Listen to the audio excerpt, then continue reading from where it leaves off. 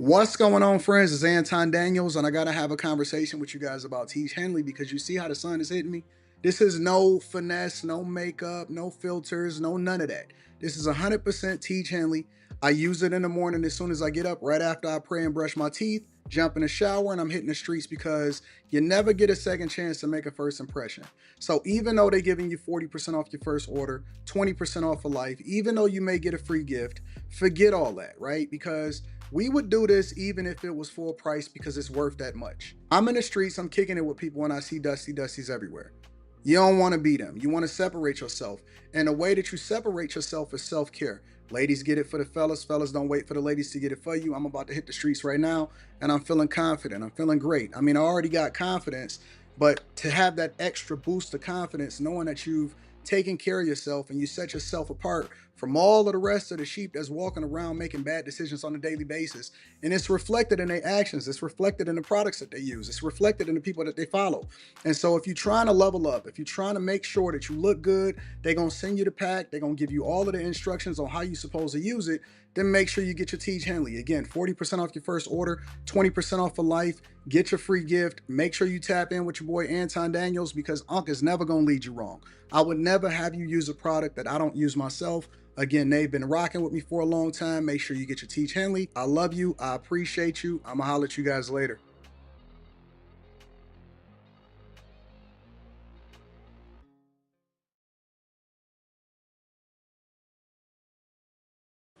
What's going on is Anton from AntonDaniels.com. I appreciate you guys for continuing to rock with me. Thank you for tuning in for another edition of the Millionaire Morning Show.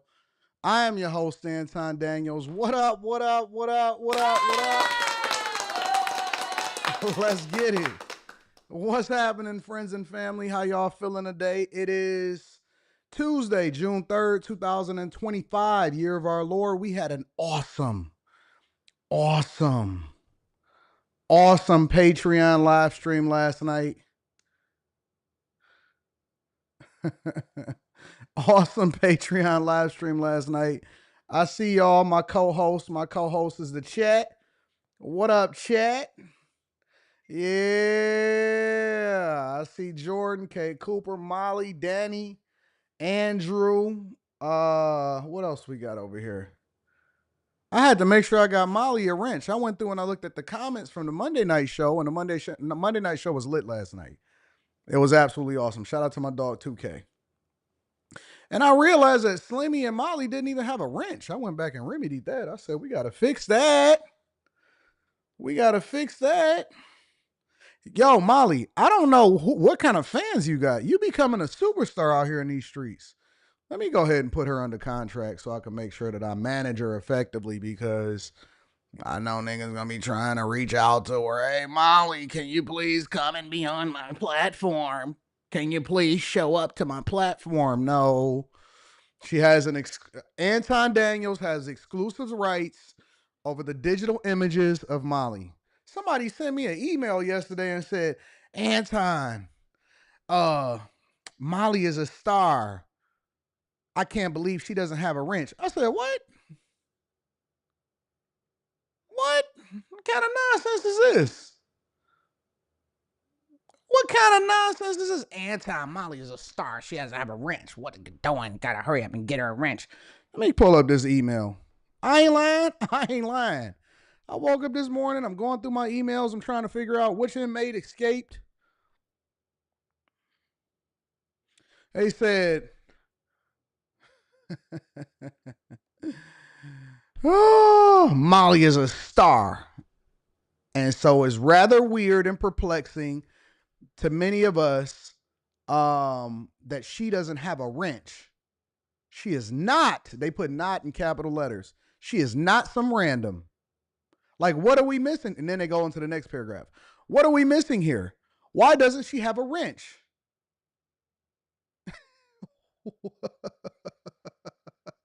I'm like, start clutching. I start clutching my pearls. I start clutching my pearls. I said, oh, let me get on this ASAP. Let me get on top of this as soon as possible. Mika, I don't know what the heck is going on. I said, what in the world is happening out here in these streets? Mm-mm-mm. Mm-mm-mm.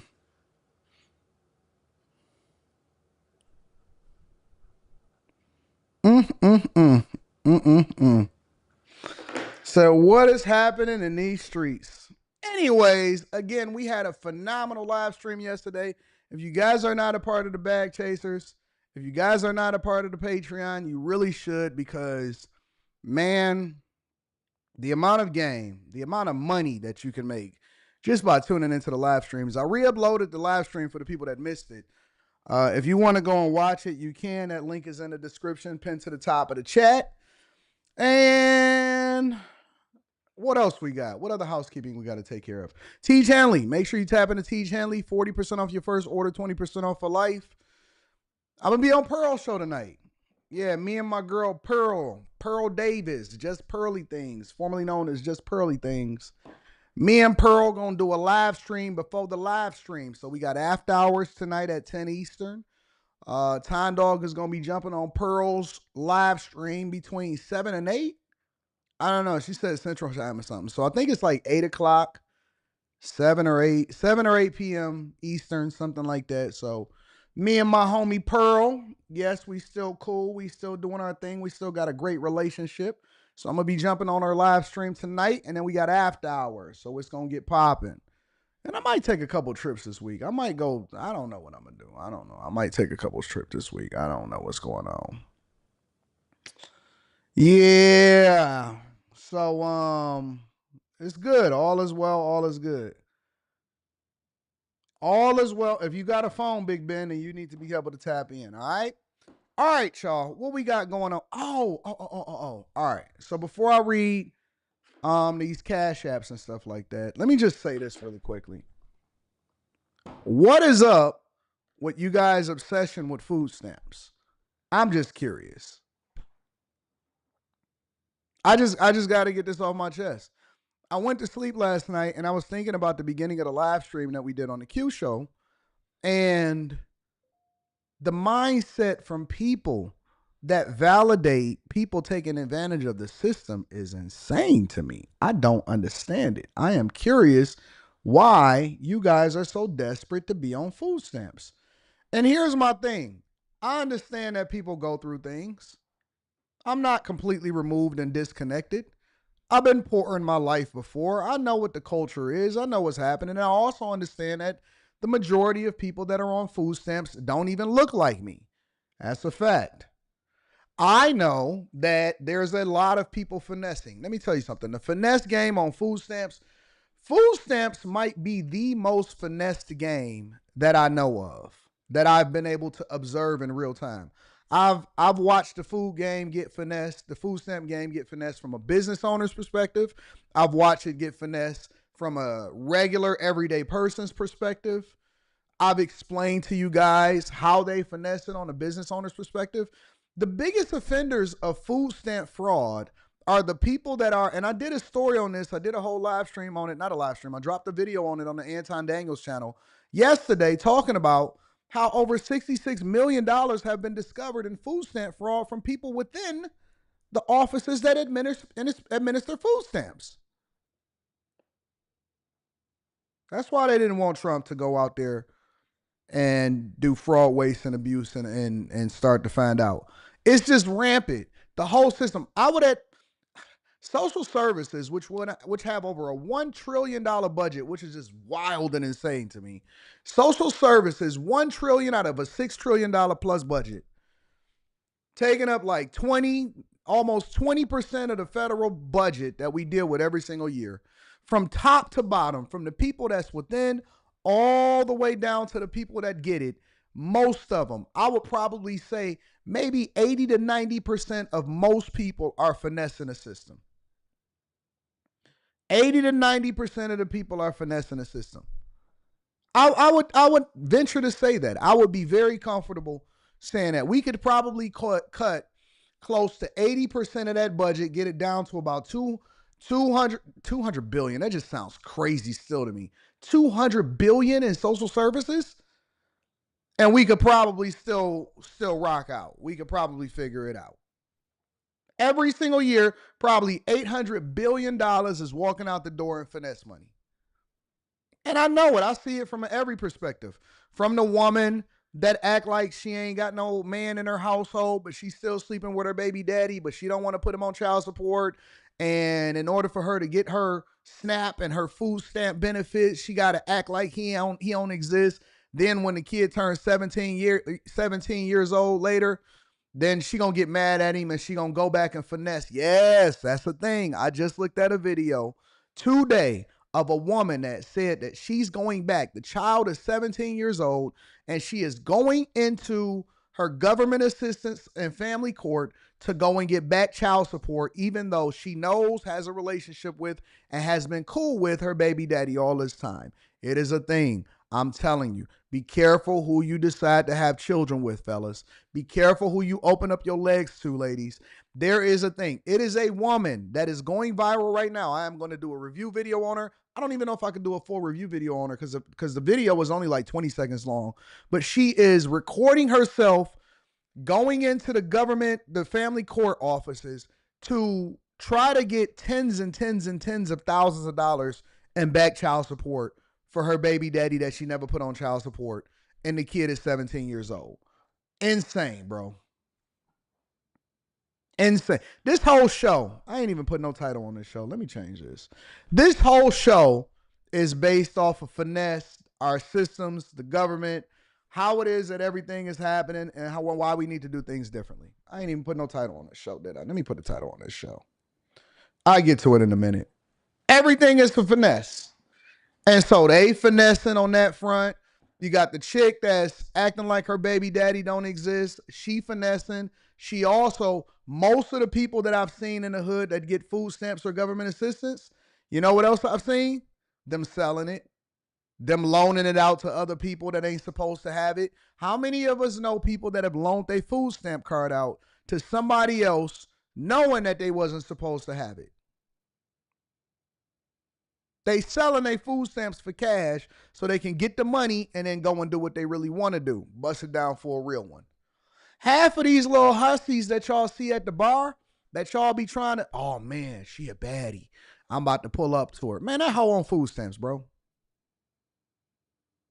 Half of these chicks that's on these apps talking about, yeah, I need a man. He gonna have to be all of this and that, so on and so. Man, that hoe on food stamps, bro. You sitting here value. Her baby daddy got tattoos on his face, bro. You up here pedestalizing a woman that's using your tax dollars to feed her kids. Oh, you know what? Ain't no good men out here. They all locked up and in jail. I don't know what's going on. Yeah, ladies, I got your back. Shut up.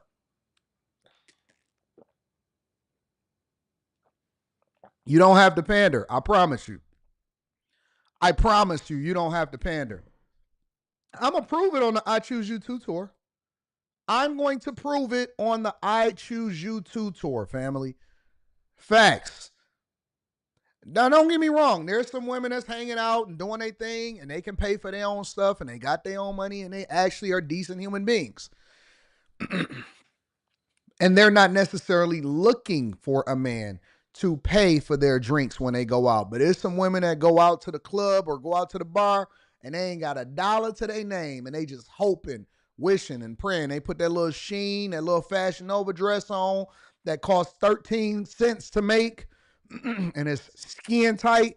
And you next thing you know, you see the vultures. Hey, what's going on, baby? Can I buy you a drink?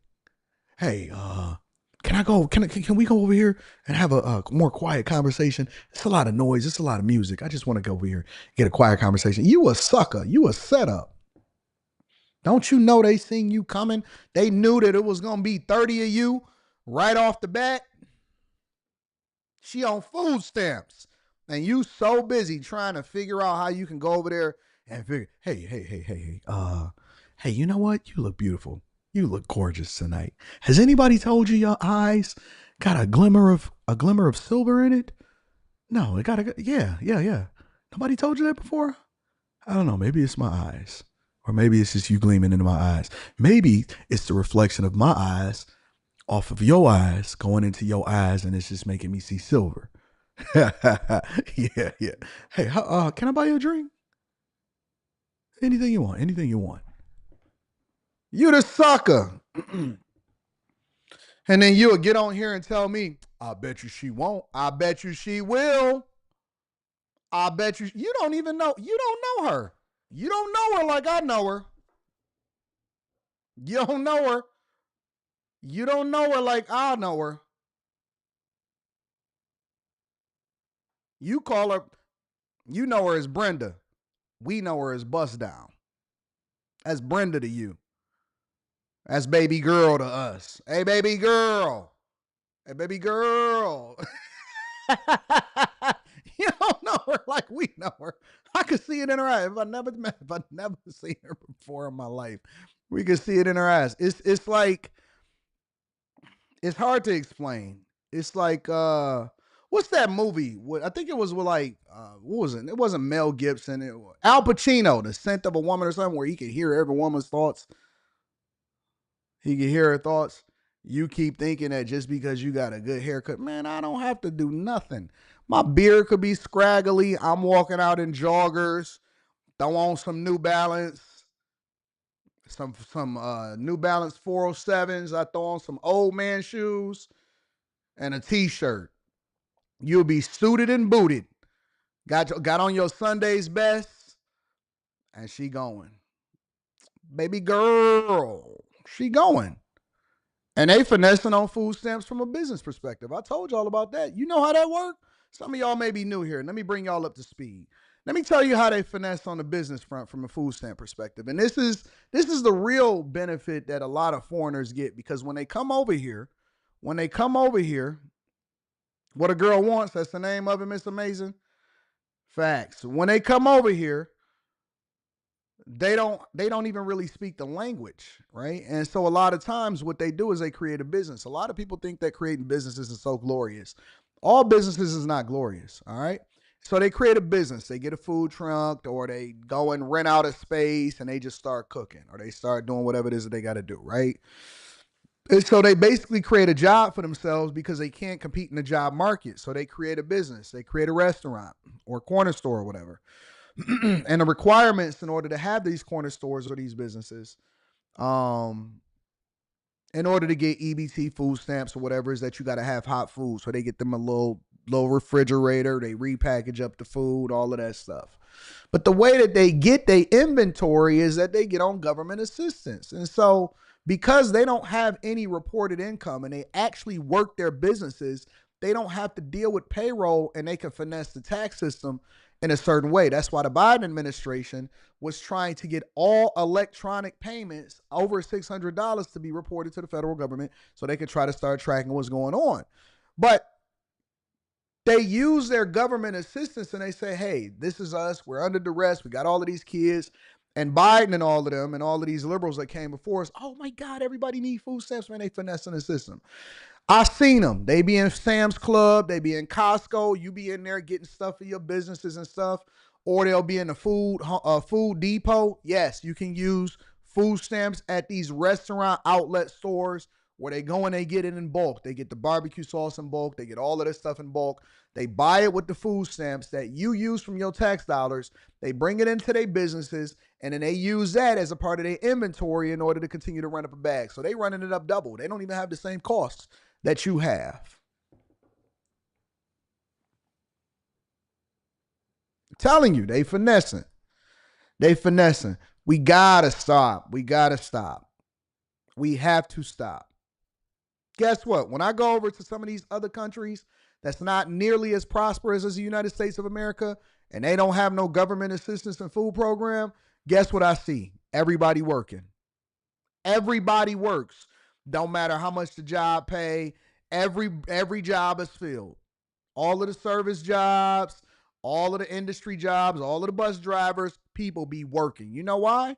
Because they realize, you know what? Ain't nobody coming to save me. Let me work. Kids work, people work, everybody work. They go and get their little cigarette break. Get back to work. Get back to work. They system ain't collapse. Ain't nobody sitting on the street begging. They working. They figuring it out. They working. They driving cabs and Ubers and they figuring it out. They working. Everybody working and ain't nobody getting no government assistance. They eat what they kill. They group economics. They stay together. See, that's the thing, is that when you divest yourself from the federal government, because that's the way that they ruined y'all and why they broke up your households, they gave you government assistance. They feel like that's your form of reparations, which is why they're never going to give you anything.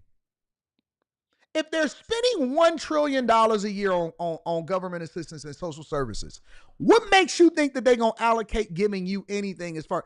Look, people be getting mad at Anton from AntonDaniels.com because I say I don't care about reparations. I don't care about reparations. Because I'm not going to depend on nobody to give nothing.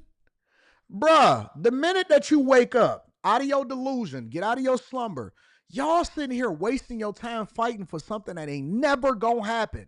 Ever. I understand that, man, they're not giving you nothing. You are over here having conversations and begging. You got mad at me. I got rich. You got mad at me because you can't get no reparations. Bruh, your energy should be better spent on doing something that's more productive because nobody is coming to give you nothing. Nobody, nothing.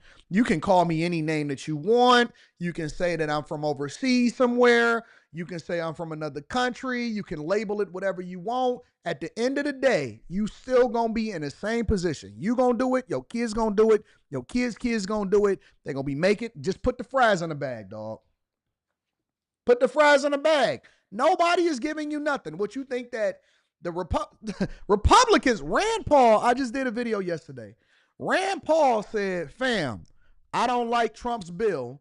It's the Republicans that's holding out for the approval of the big, beautiful bill because we need to lower the deficit. But for some reason, you think that your ghetto self that don't even vote, that is in urban communities that don't even participate, and you're not even a part of the voter block. They don't even have to appeal to you, and they already know which way you're going to vote anyway. You think that they're going to sit there and work on your behalf to give you something that you never earned, that your ancestors supposedly earned or they were entitled to. You think that they're going to come back, take it from people that never had anything to do with slavery, raise up the federal deficit, and then give it to you. How delusional are you?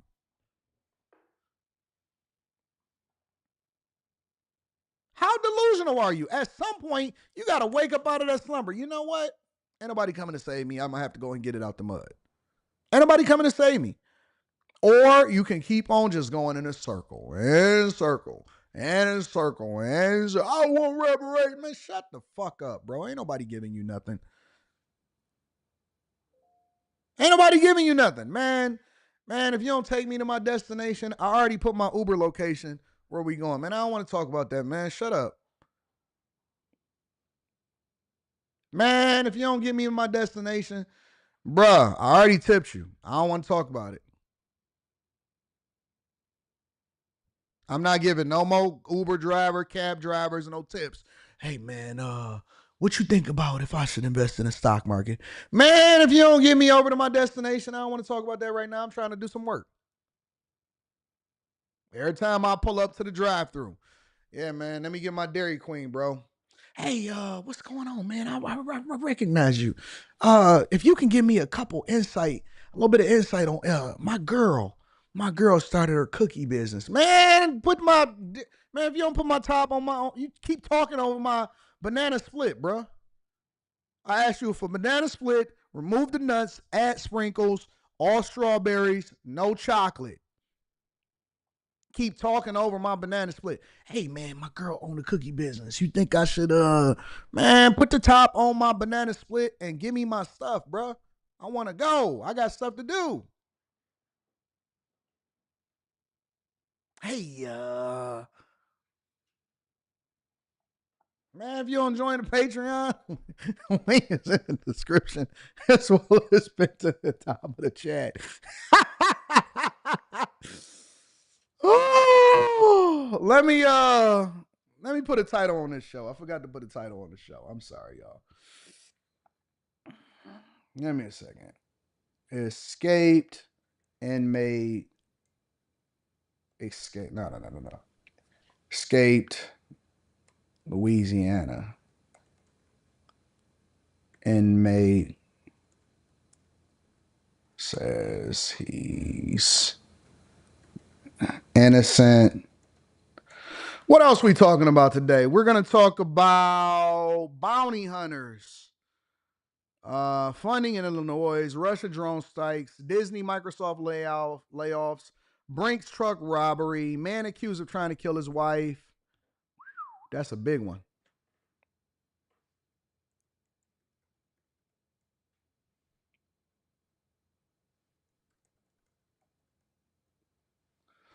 Disney and Microsoft layoffs. All right, we rocking. All right, so we got the title of it on there. That way we can actually have a real show here. Y'all ready to get started with the show?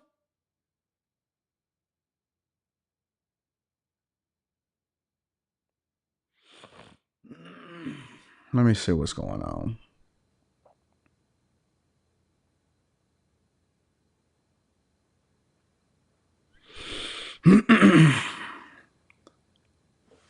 Neighborhood superstar Wayne, who has no profile photo, just got an in, says, watch your daughter going to get with the man just like that because you talk about the slum so much.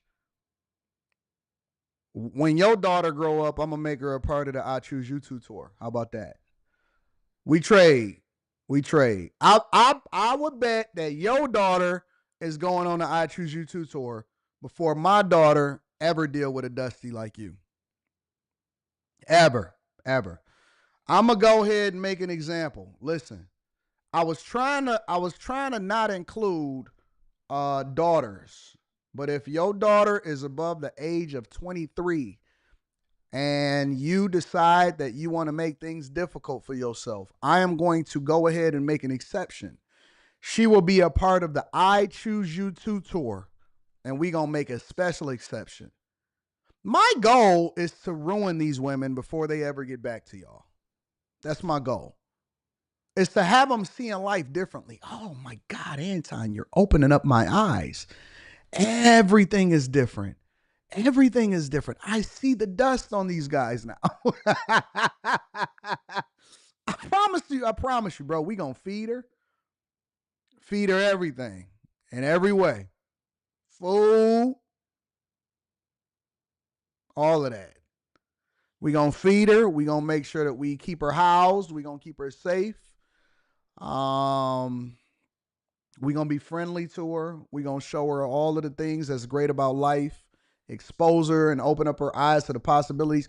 You know how sometimes people, they don't even realize that they dusty until they get out of their neighborhood and so they start traveling and they say, you know what? Life is different over here. Then I gotta send her home. And that's what ruins her. Because when she go home, she gonna be like, this ceiling is low. We got popcorn on it. My Altima ain't got no bumper. Gas is always empty. And then you're going to say, hey, babe, you ready for me to drop you off at work? She going to look at you. Because that's normal for her. Right now is normal. Hey, babe, can I use your car today? Can I drop you off at work? We going to unlock her. Hallelujah. We going to unlock her. I promise you we going to unlock her. She going to be safe with us. She's safer with me than she is with you. That's the honest to God. I promise you on everything. You can't get to my floor. You gonna come looking for her. See, it's not the same. See, y'all used to dealing with dudes where you can go up to the house and you can walk in. Hey, babe, I caught him cheating. You put him. You can't come up to my floor.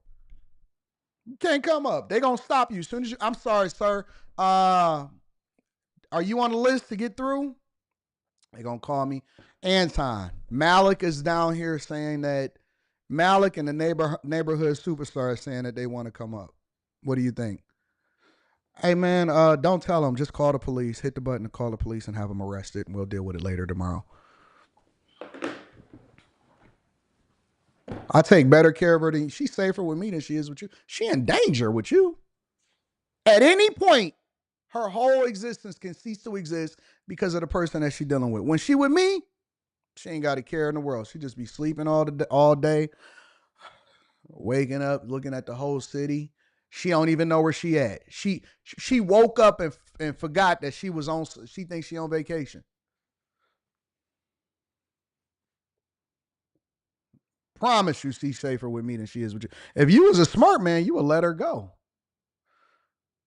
And if she and look, I'ma tell her, hey, tell him if he love you to let you go. Cause he always talking about he wants you and he love you, but at the same time, he want to do what's best for you because he always, if it wasn't with him, then it would want to be. Tell him to let you go if he love you. Cause you safer here than you are with him. Nah, just tell him. He'll understand, I promise you. Hey babe, I'm just not feeling good. I haven't been in my right mind lately.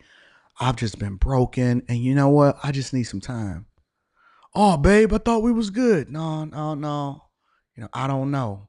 I need you to hold on to the kids and just let me be. I'm over here. I'm in Detroit. Oh, you in Detroit? Nah, listen, I promise you I'm safe. Trust me. Just tell him that. Tell him to trust you. He'll trust you. He always listens. He always is he's an understanding man. Anyways, make sure y'all hit a like for the algorithm, subscribe to the channel, and turn on your notifications. Y'all ready to get into the show? Let me make sure I read some of these super chats, these cash apps. I choose you to tour. Again, we're gonna be on Pearl's show, Pearl Davis. We going on the live stream, and then we got the got after hours tonight where y'all can come and see Molly and y'all can come and cuss me out. Shout out to my dog Mike, that dude. I appreciate you. Annie Marie says best millionaire morning show in the world. Shout out to you. I appreciate you. You gonna take her back. We ain't worried about you. You gonna take her back. I'm gonna tell her he'll take you back. He ain't no. He got to use your car in the morning. Why wouldn't he take you back? King Richardson says officially a bag chaser. Shout out to the bag chaser. Go and watch the Patreon live stream yesterday. It was crazy. Best time to join the Patreon is the beginning of the month. INL says, after 1 year tuning in, I'm happy to say I finally joined the bag chasers. Shout out to the new chasers. I think we crossed the 17,000 chasers. Resurrected Simp Enforcer says, my baby mama be trying to sell food stamps to me. Jason Green says, Anton, you're going to be a billionaire before people in the chat learn. I'm on my way. I appreciate the content. I joined the Patreon. Shout out to the new bag chasers. Y'all giving a round of applause to the new bag chasers? Just Christian says they got a dust cloud surrounding them like Pigpen from the Peanuts comics. Facts. 392Q says, Malik, you ready to bring your desk from the hallway back into the front of the classroom? AD, we need room 9 rules. Let them dust it up. He good. His chats is just as significant as everybody else. Malik getting that work from Anton in 2025. Shout out to Malik. I don't know why he want to test me. Anyways, again, make sure y'all hit a like for the algorithm. J Ben, you got him. Tell her to holler at me. That's our baby mama. Let's get into the show, y'all. Again, make sure y'all hit a like for the algorithm, subscribe to the channel, and turn on your notifications. What did I just do here? I messed that up. Anyways, let's do a quick hit, y'all. A man is accused of trying to kill his wife in Raleigh with a head-on collision. Check it out. Make sure y'all hit a like for the algorithm, subscribe to the channel, and turn on your notifications. Caught on camera, a frightening head-on crash, and investigators believe the man responsible was looking to turn his car into a deadly weapon. That driver, Anderson Singleton, is facing a list of charges tonight and will remain in custody for now as a Wake County judge decides to keep him in jail. CBS 17's Baron James joins us live. He spoke to witnesses who say Singleton told him he wanted to die. Oh, he said, I came to do the news today. He said, I came to do the news today. He got the perfect lineup with the gray at the bottom. He said, I'm going to go ahead and pop my collar. I was about to talk about the lady newscaster, the one in the yellow. I was about to say she all cute and stuff. Dog said, I came to make my debut today on the Millionaire Morning Show. All right, big dog. See, this is the thing. We not haters over here. Baron James says, I'm back. I'm here. And I'm ready to make my debut. Make sure you get the sun in front of me, not behind me. You know what I'm saying? We not haters over here. We congratulate winners. Barron said, I'm here and I'm ready to report the news. Shout out to Barron getting to it. He about to make me call my beard guy tomorrow. We're going to have to go ahead and fix this up. See, real ones we congratulate and we say, you know what? It's just time to go ahead and step our game up. We're going to go ahead and call a beard guy tomorrow to make sure that he go ahead and solve for this problem. Barron said, I'm in here. And he got his glasses on with the tints. I see you, B. I see you, big dog. Yeah, I'll tell you, Russ and Liz. In fact, that's one of the reasons today the judge decided to add more charges against Singleton, including now domestic violence assault, as well as trespassing, as well as causing threats against his wife, they say. This on top of the other charge, of course, yeah, you got that using his car as a deadly weapon in that crash caught on camera. Yo, that's pretty crazy, yo. You can't do that. You can't go out and try to kill your baby mama via car crash, all right?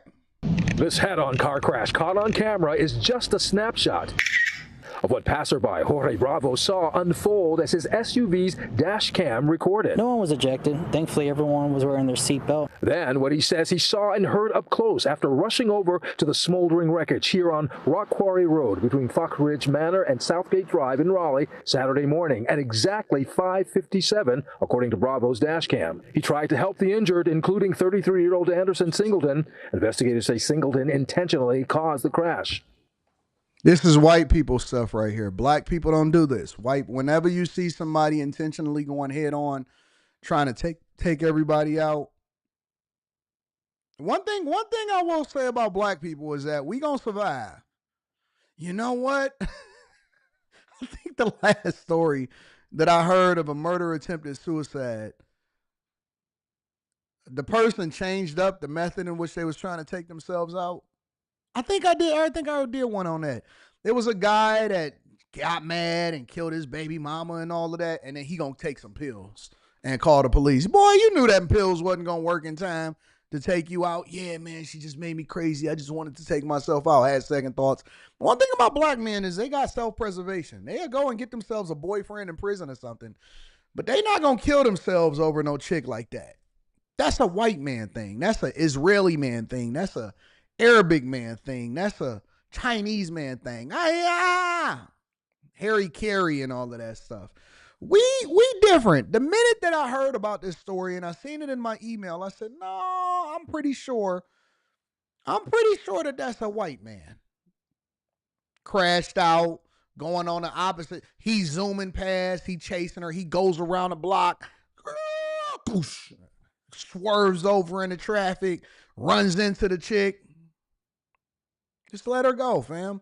There's no reason to ruin your life over her.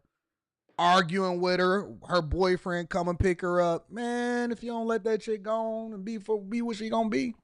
He was like, oh, that's not an accident. I was trying to kill my wife and myself. We were fighting each other. We're trying to kill each other. We're definitely going to need the psych ward. And I thought that was a very interesting. We're going to the psych ward. Yeah, Rock Quarry Street in Southgate. That's a them problem. Thing for him to just kind of blurt out, and he just like confessing all this. Watch as we slow down the video. Raleigh police say Singleton. And he driving a hatchback. Black people don't really drive hatchbacks like that. I only met one man in my life that went and purposely bought a brand new hatchback off of the lot. It was a Focus ST.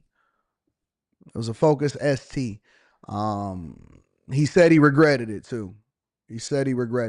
We don't really buy small hatchbacks. We don't buy Golfs. We don't buy Golf STIs. We don't buy the Mercedes station wagon. Y'all did good to get us with the Magnum. You remember the Magnum? The Chrysler Magnum? The Dodge Magnum? Y'all did good to get us with that one. We don't really go hatchback against our wives to try to kill them in traffic, head-on collision with no seatbelt. That's not a us thing. Behind the wheel of this black Honda CR-V on the right of your screen crosses the line, the swerving into oncoming traffic and right into this brown Toyota Camry, injuring the two men inside. Singleton's wife, who was in the car with him, was also injured in the crash. Let this be a lesson. Let this be a lesson. Do not try to fight for her against her husband. Y'all in the car together. You gonna come and pick her up. She called you. You gonna be the crash dummy. Now, you trying to get away. She on the passenger side. The husband gets mad, drives in a head-on collision. Now both of y'all, everybody is hurt. All because you had boxolitis.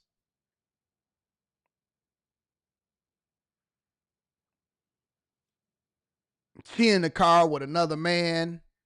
You get mad. Drive head on. Let her go, man. Just let her go. It ain't even that deep. You raising your blood pressure. You jumped in your Honda CRV.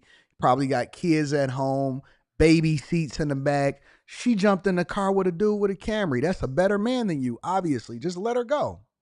He won. He won her. You're free now. You free. We've been arguing. We both going to the psych ward. I'm taking us both out. Man, it ain't even that deep, dog. That's a woman thing. Women try to take you out with them. That's not a man thing. Men try to calm it down. Okay, baby. You know what? You right. I ain't going to do it again. I'm sorry. I'm leaving her. Tell her what she need to hear. That's a woman. When a man switches roles with a woman and he try to take her out and she trying to leave with the other dude, she gone. You never gonna get her back. I noticed the passenger side, a woman on the black sedan, kind of just falls out of the passenger door and just kind of just lays there. According to court documents, officers said Anderson Singleton did not appear to be impaired at the time of the crash. During his arraignment Monday, the judge ordered Singleton to stay away from his wife and denied bond on the charges, which include domestic violence assault and stalking to assault with a deadly weapon with intent to kill, careless and reckless driving, and crossing into oncoming traffic. And police say both of the victims, the passengers in both cars, were taken to Wake Med with severe but non-life-threatening injuries. Meanwhile, Singleton and the other driver weren't seriously injured, and so far, no next court date has been set for Singleton as the investigation continues. For now, live outside Wake County Justice, downtown Raleigh, Baron James, CBS 17 News. That's messed up. That's unfortunate. Again, it's crazy people everywhere. People are dying everywhere. And thank God that we actually have the cameras because we wouldn't believe this stuff with our eyes. It's not worth it, bro. It's not worth it. The thing that men should be chasing, three things that men should be chasing. God, your purpose, and peace. And everything else should come with it. God, your purpose, and peace. Anything that you pedestalize above that, you are going to be disappointed and it's not going to get no better. God, purpose, and peace. Everything else come with it. Don't stress, don't trip, don't run out here and try to crash a car. Stop trying to kill yourself. You'll be okay. God, purpose, and peace. Everything else is not worth it. Make sure y'all hit a like for the algorithm, subscribe to the channel, and turn on your notifications. Let me see what's happening out here in these streets. Let me read some of these super chats and see what y'all talking about. It's not worth it, bro. It's not worth it. Courtney, what up, Court? Says, yo, AD, that content video and the Patreon is fire. It just let me know that I'm on the right track. You got it. And I show the receipts. My dog Tone, what up, Tone? Says gratitude for the awesome mastermind. Shout out to my dog Tone. We was rocking last night. We rocked. We kicked it. How long, Anton? How did you get your start in real estate? What was it 2010? 2010. The market had crashed. In like 07, 08. 2010, nobody had any cash, and that's when you buy your first property, and then you continue to snowball after that. 2010, big dog. Mr. Logic doing news now. Abe the Hunter says, I don't know, AD. Last year in Maryland, a dude took out his wife, baby mama, and almost a side chick, then himself. Really? I must have missed that story. That must have been a news story. Interesting. All right, y'all. Let's get into this whole Antoine Massey situation. What is wrong? Hold on. Let me see something. Why is that up? Oh, I see why. I see why. All right, there we go. I can't lie. I'm a little conflicted about this. And so I want to get y'all opinion on this because I'm not really sure what to think, what to believe. I don't know how to play this one, y'all. I don't know how to play this one. I know I'm going to get Molly and Carrie and Quentin and Slimmy and Kimmy and all of these people. I know I'm going to get all of their opinion tonight, so make sure y'all tune in to After Hours. It's going to be interesting. But Antoine Massey, one of the two men that are still out, as far as I know, they caught all of the other ones and it's only two left. But he made a video. He did it and he uploaded it to Instagram Live, I believe, or Instagram or some platform. He did a video and he had a lot to say. He says he's innocent. He said he's innocent.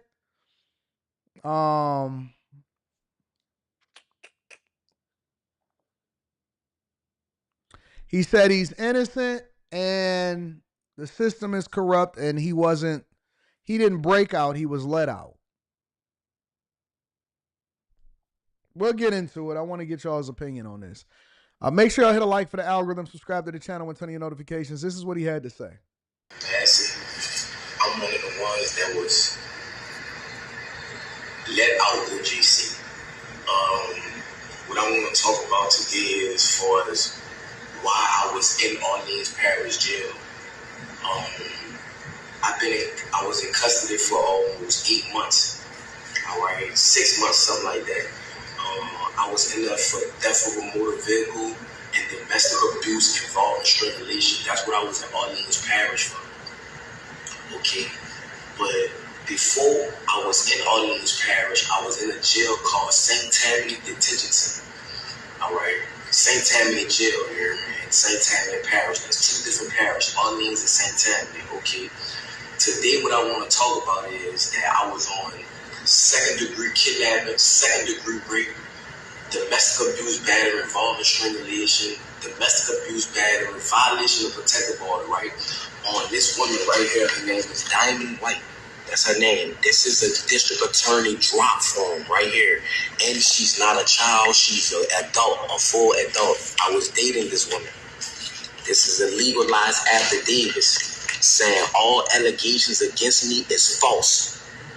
All allegations against me is false. I was nowhere around her or none of that during the timing of the date, which was November the 10th of 2024. Okay, so I was in St. Tammany, right, and I was on a regular domestic charge, right. So they put a parole hold on me because I was on a domestic charge. So with that being said, is that once that occurred, and the charges was refused or whatever, they shipped me to Orleans Parish where I had more open charges. It was the theft of a motor vehicle and the domestic abuse, battery, involving strangulation. So once I got in Orleans Parish Jail, all right, I have from the district attorney's office, this woman who they say that I initially raped in another parish and in Orleans Parish is the same woman here. It's not different females. It's the same grown woman, not a child, a grown woman. Okay, she did the same thing in Orleans Parish, right? Correct. I'm about to show you how the system is corrupted. Okay, she did this, right? Saying all allegations against me is false, and she even saying it. She let them know the truth that I never did this to her. I never hit her. I was nowhere around her. Nothing. She got mad and thought that I was dealing with another woman. That's why she. Every single time. Every single time that I see a guy get on and say, hey, man, listen, I'm innocent. I didn't do it. All of this stuff. This never happens with bank robberies. It doesn't happen with frauds. It doesn't happen with all of these other things. Do you know the only time that this ever happens? Do you know the only time that this happens? Where most people say, hey, man, I was set up. I'm innocent. I didn't do it. Is when a woman is mad at a man for messing with another woman. That was the first thing that I was thinking of. That's the only reason where I could say, you know what? He might be actually telling the truth. He might be actually telling the truth. You know why? Because he had the affidavit that basically said that she went back and she said, nah, he didn't do this and all this not true or whatever. That is a quarrelsome woman. That is a quarrelsome, toxic, super toxic relationship that is now translated into dude getting locked up. Now, a lot of the stuff that he was saying, it's almost like, dog, don't even put yourself in this position. You getting locked up for stealing cars and battery, dog. You a menace to society. However, I do not believe that people should be locked up for things that they didn't do. But when you put yourself in these difficult situations, what did you think was going to happen? She got mad because I was dealing with another woman. You heard me? You heard me? You hear me, Wody? Wody. First thing that I said was, you know what? Yeah. She probably went in and said all kind of egregious things. Probably went in and said all kind of egregious things. That's what gave me the first inclination to say, you know what? This is probably an accurate story. Did what she did to me. You know what I'm saying? Another thing too, once I got into Orleans Parish, I was there for like a month or something like that. Okay, a lot went on as that time progressed. Okay, if you was an innocent person, and you know the judges and DA know that this person is saying that all the charges that you're on, that you did not do, why was you still in jail? Louisiana have the highest incarceration rate in the world for putting black people away. Yes, at the end of the day, in my younger life, I'm not gonna lie, I was causing problems. I was young. My daddy got killed when I was 7 years old. My mom had to raise 4 children by herself, so I had to find a way to try to help my mother. You feel what I'm saying? But as time went on, the person that I once was, I'm not that person today. That is not who I am. I have a 3-year-old son. I have an 18-year-old daughter that graduated yesterday, supposed to. He got a 3-year-old son and an 18-year-old daughter?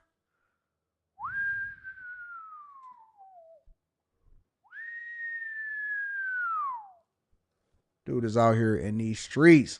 That just tells me that these chicks love the toxicity. You guys love it. You love it. You love it. Y'all not chasing the dudes that got good jobs and great benefits. Y'all not chasing that. That's not what y'all after. Y'all fighting over them. You heard me? Yeah, man, because, it's just messing with this other chick. And that's y'all. That's y'all.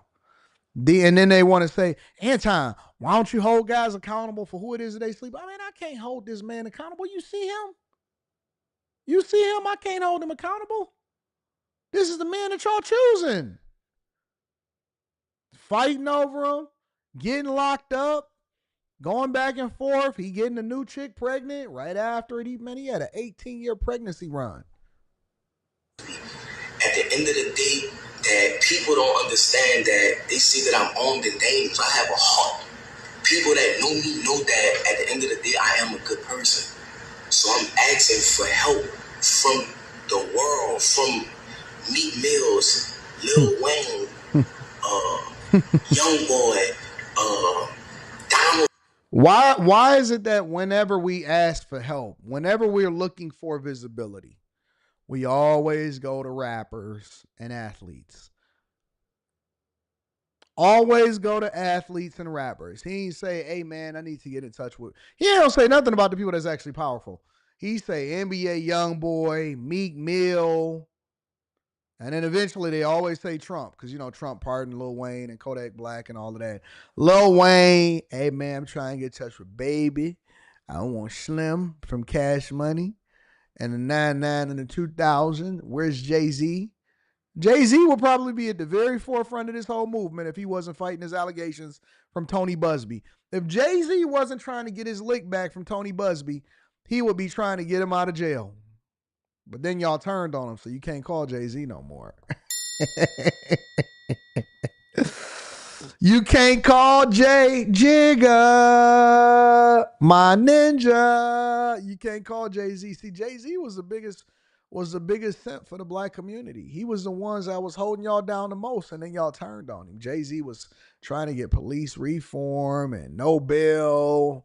I didn't agree with it, but he was.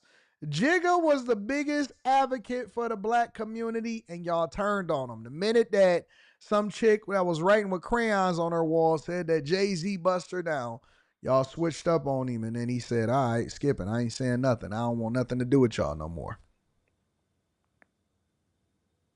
I don't want nothing to do with y'all no more. I'm done. They always calling celebrities. Meek Mill, you heard me? Give me a young boy. Trump, I'm asking for these people. I couldn't even get a lawyer. I couldn't even afford a lawyer to prove my innocence while I was in Orleans Parish jail. They said that I broke out. I didn't break out. I was let out. My name is Antoine Massey. The guy who said that I threatened him with a shank, the maintenance guy, how could I threaten you with a shank? You can't come around me. You're a maintenance. You cannot come on the tills without a deputy being behind you. Because if they just let you on the till, you could be persuaded to bring drugs or anything like that in that nature.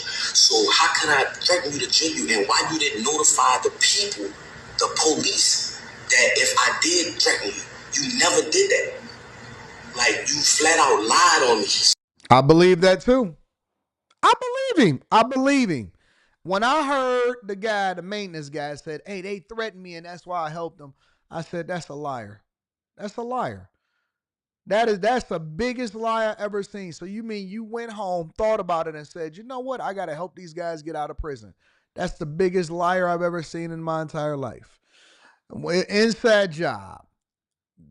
Deputies, maintenance guys, plumbers, whoever it is, I believe that all of those people was incentivized to help these guys get free. I don't believe not even 1 second that they threatened this guy and say, hey, man, I'm going to shank you if you don't come in 2 weeks to come in and help us break out. Bull. I don't believe it.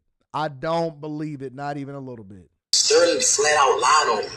And I want to let the media know that from the straight tattoos in my face and things of that nature, of course they're going to believe Sterling. You know what I'm saying? I never told Sterling nothing. I'm willing to take a lie detector test and everything behind that, but that's another subject. Orleans Parish is one of the corruptedest jails. That in St. Tammany Parish is the corruptedest jails in the state of Louisiana. Why was I even incarcerated with a woman saying that this never happened? This is this woman's name. This is the charge, domestic abuse violation. This is about the shit in St. Tammany. Why would I in Orleans Parish? Why was I even in jail? That's what I'm trying to show y'all. I believe him, James. That's why I left the jail.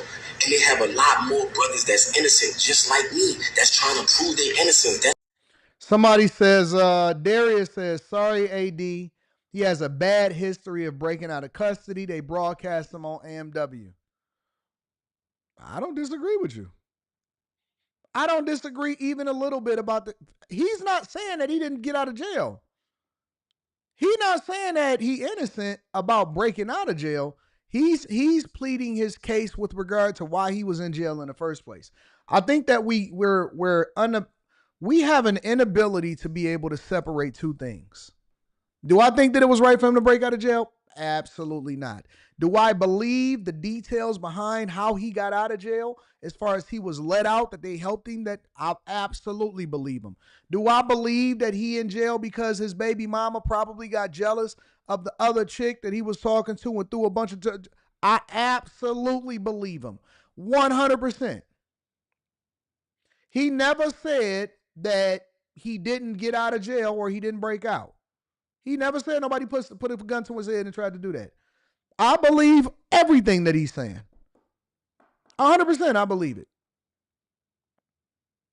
For some reason, y'all can't separate the two. Y'all can't separate the two. I don't think none of this matters. I don't believe that any of this matters. I believe that when they catch him, he going under the jail. The longer that he's out, the more pissed that they are, and they embarrassing him. He's embarrassing authorities. He's embarrassing the people that is trying to hunt him down. And the longer that he out, the more he gonna make them pay because somebody's job is on the line. That's what I really believe. That's why they ran. Jason Williams, the sheriff, Susan Hudson, these people are corrupted. These people was talking to St. Tammany and telling St. Tammany they gonna sentence me behind this, and telling St. Tammany if they can't get me, St. Tammany gonna get me. You see what I'm saying? Behind a woman that's a grown adult that never stated that I ever raped her. They have a detective that's over the case, that's trying to pursue charges on me because of my prior history. Who I was in the past is not who I am today. So I'm asking for the media. I don't even have a lawyer to help me. I'm asking for help. That's why I ran. You feel me? I'm a grown man. I have kids. I have a mother. I have a baby mother. You can forget it, big dog. You never getting out of jail. My children mother. Like it's a lot going on. And that's why I ran. I need help. You feel what I'm saying? Orleans Parish. And y'all say he's a manipulator. I believe corruption. His A is guilty. Come on, man. Stop, bro. Stop, bro. Stop. Everybody that get arrested is not automatically guilty. Based off of what he's being accused of, he was in a relationship with the girl, got with another chick. The chick was jealous. And so it's no evidence. It's just all word of mouth. And of course, they're going to use your history. Now, is he a trash person? Probably. Should he have not gotten into trouble when he was younger and doing all of the stuff that he was doing? Absolutely. Did he probably steal a bunch of cars? 100%. Did he break out of jail? Absolutely. But it doesn't mean that he's guilty of the thing that they're accusing him of. Y'all got to remember, he's not in prison. He was in jail, meaning that he wasn't even tried yet. He didn't even go before a judge, I don't believe. I could be wrong about that, but he is in jail, not prison. All right. He has not been transferred over to a prison, which means that he hasn't been convicted in a court of law. Did he make his situation 10 times worse? Yep. But I'm just objective enough to, and I don't even believe in a trash culture like that, but I'm objective enough to believe that everything that he's saying is true. I believe that what he's saying is 100% true. St. Tammany is one of the corruptest parishes in the world. And I'm asking for help. It's a lot of corruption. It's jiggins, all type of stuff going on, and they covering it up. They don't care about nothing. In the state of Louisiana, this is something that needs to go under a federal investigation. What's going on? How they handling cases? Why Antoine Massey was in jail if the woman, the victim, the grown woman, not a child, the grown woman stated that he never raped her. He never beat her. He was nowhere in her presence. This is the affidavits on the date right here. This is the drop form from the district attorney office. This woman went did this. I didn't do this. Look, it's legally dated. So I'm asking, please, for help. Young boy, Meek Mills, people, LBL, you know what I'm saying? People that been through the system that know it's corrupt. Lil Wayne, Donald Trump, please, I'm asking for help. You know what I'm saying? When I get back in custody, I'm asking y'all, please, to come and help. So he already knows. He said, when I get back in custody, he already knows that he's going to end up in custody. He's probably going to turn himself in. At some point, he's probably going to turn himself in. So it's not like he's saying, yo, I'm trying to go overseas. I'm trying to get up out of here. None of that. I think he already know what his fate is. He already know what his reality is. He already know what's going to happen to him. But he's being proactive and making this video to try to get some visibility into what's happening in the Louisiana jail system. So I'm saying, I'm asking the world to let y'all know I'm not a raper, man. I'm not none of that. None of that. I'm a good person. I am a father that want to be in my children's life. You know what I'm saying? I want to let the younger youth know that going down the route of trying to be a street person is not the route. King Ali TV says, should have thought about that before made villain your identity. Come on, man. Y'all can't do that. Y'all can't do that. Because again, this then empowers people, because if they know your past, I believe that people could change. I believe that you got to be accountable for the things that you do in this world, but people can change. And y'all trying to make it seem like a person deserves to go to jail for the rest of their life based off of a false accusation because they have a prior history. I don't believe in that, bro. I don't believe in that. I don't.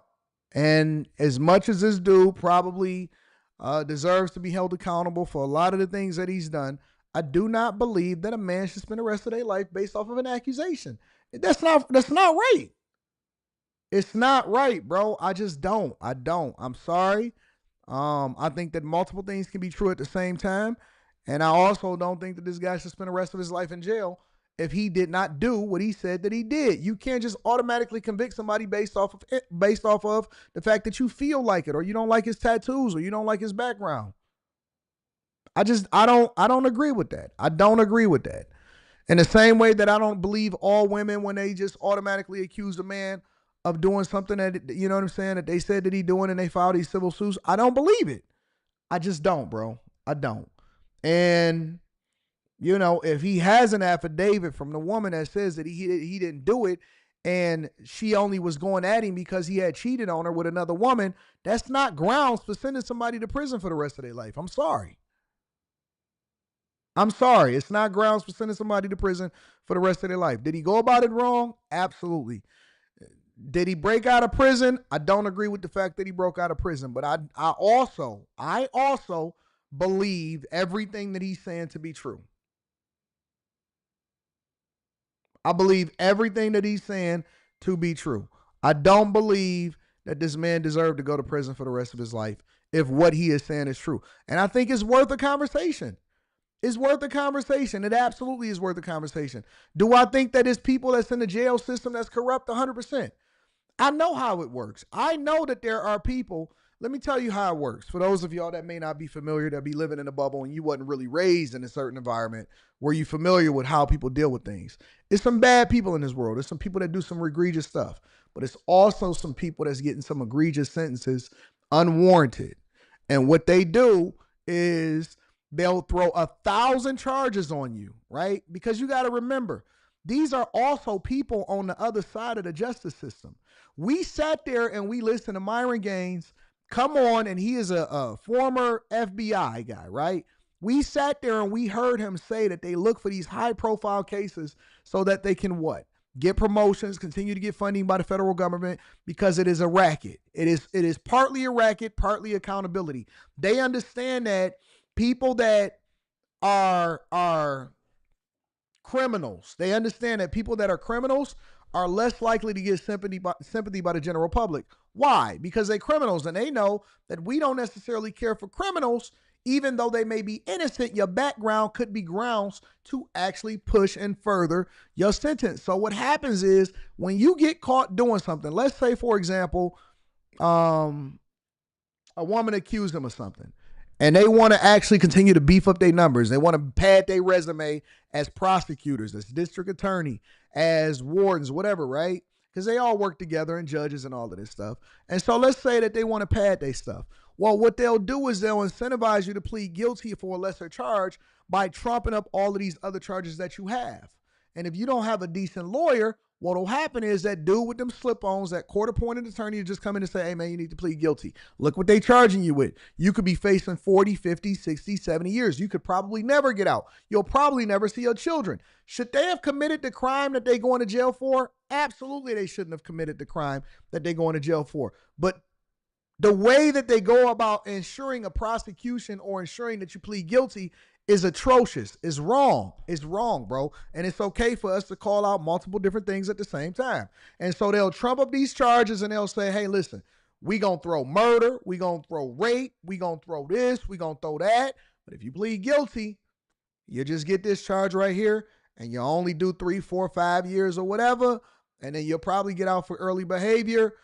What they don't tell you is that I get an additional conviction. I get to say that I was a county prosecutor. At some point, I'm probably going to run for governor of the United States of America. I could become Kamala Harris. I can wind up becoming the president of the United States of America. I can further my career. And I can also say that I prosecuted transnational crimes. It's people that make whole careers. They become great politicians, all of that, based off of making sure that people get egregious sentences and they never look back. How many different people came back and said, hey man, Kamala Harris was a part of the prosecution team that trumped up these charges and they knew that I was innocent and they still didn't want to let me out? How many people did we talk about during Kamala Harris's run for president of the United States of America and people that was exposing her and coming back and saying this stuff?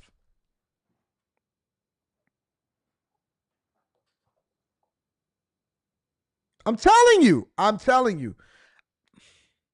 am objective enough to look at the whole story and not just look at it from the lens of a conservative or a Republican or you know, a person that wants our streets cleaned up. I want everything to be right. And I believe that our justice system is still innocent until proven guilty. Again, I don't agree with him breaking out of jail. Again, I don't agree with the fact that he's out here in these streets. I think that he perpetuates a lot of the negativity that we see inside of our culture, but I don't want to see somebody go to jail for the rest of their life based off of an accusation. It's wrong. It's just wrong. It's wrong. It's wrong. I don't agree with it. I don't agree with it. I don't agree with it when it comes to the famous people. I didn't agree with it when it came to Tory Lanez. I stood on that. I didn't agree with it when it came to Jay-Z. I don't agree with it when it comes to Diddy. I think that Diddy is a freaky, demonic person, but I don't think that anybody that was with him was with him against their will. I don't believe it. I don't believe it. And it's a lot of guys that got the same story. They got caught up with the wrong chick. They made some wrong decisions. They was raised in a bad environment by a single baby mama or whatever. They made some bad decisions. They got some tattoos on their face. They fit the stereotype. They bad for the culture. But that don't mean that he's supposed to spend the rest of his life in jail for something that he didn't do. It don't mean that. And we automatically believe everybody that's against them because of their background, and justifiably. But I believe what I'm just saying, man. I know this probably not the popular topic. It's probably not the popular thing to say, considering that a lot of people look at me as conservative and they don't think that I'm objective. But objectively speaking, I stand on what I said. I think that multiple things can be true at the same time. And I don't think that this guy's lying. I don't think that this guy's lying at all.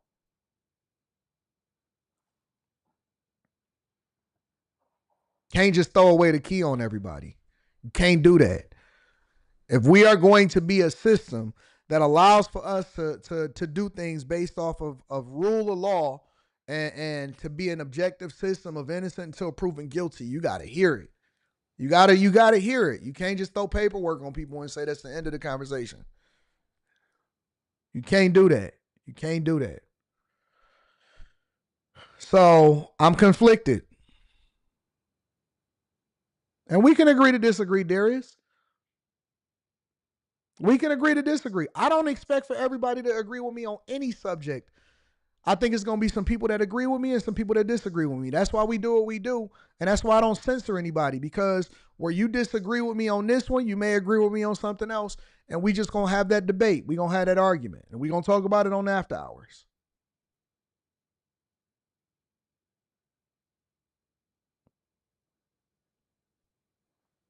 It's okay to disagree. We family. That's why the chat is my co-host of the show. That's why my chat is the co-host of the show. But nah, dog. I believe him. I believe him. Honest to God, I believe him. That's what type of person I am. Yes, I was lied on. They made certain lie on me. Journey Under the Sun says, check it out. When I think about it, when I really think about it, if he was really guilty, he would be in the trenching hiding. I see it the same way. I see it the same way. All the guys they picked me for him to lie on. I'm not saying Sterling a bad guy, but why? And if you look at how he communicates, to be honest with you, he's really intelligent. He communicates more effectively than most of the people that you run into on a regular everyday basis. He doesn't seem like a dumb guy. He seems like a guy that made some really bad decisions in his life at some point. He does not seem like a dumb guy. He's clear. He communicates like he's been vlogging his whole life. He's describing exactly what he's saying. He's not doing no jump cuts. It's just a straight video, and he's being very, very clear. He's clear-headed, and he's communicating very effectively, and he's speaking, I mean, you know, he throw a little bit of slang in there, but he's speaking very clear. He is not mincing his words. He's not stuttering. He's telling you exactly what it is, and he's got his paperwork. Did you pick me to lie on, bro? It's bigger than Sterling. I don't know why they picked me for him to lie on, but I never threatened Sterling. Never. How could I threaten Sterling or hurt Sterling? He cannot come on a tip with me without a deputy being present. My name is Antoine Massey. I'm asking for help. I was one of the ones that was let out Orleans Parish Jail on May the 16th or May the 15th, 2025. So please, Meek Mills, Donald Trump, Lil Wayne, please help me. Lil Wayne, this is Big Antoine's son that's talking right now. I'm Lil Antoine. I was in your mama wedding when she married Rabbit. I was the ring boy, Lil Wayne. Yeah, man. So, again, I know that there's some people that probably disagree with me. I'm sorry. I can't just say something for the sake of saying it just because I think that everybody is going to think that way. I got to be honest, and I got to give my honest to God thoughts. When I first heard this and when I first reacted to it, my initial thought was, he telling the truth. That's what my initial thought was. He telling the truth. And so that's what I believe. I believe he's telling the truth. Make sure you hit a like for the algorithm, subscribe to the channel, and turn on your notification. Everything is not, I don't know, bro. I don't know. We'll talk about it tonight. My bad. It was in 2021. His name was Rahaji Black. Okay, I'll have to check that out. Send it to me. J Ben says, minor derailment seen an 84 grand. Woo! That's my car. 84 grand National come across my line of sight for sale for 38K original sale, 38K original miles. Wait a minute, for sale. 38K original miles, T-top, etc. The listing is on Facebook. What they want for it, J Ben? What they want for it? And where's the car located? I'm wondering if it was in a southern state.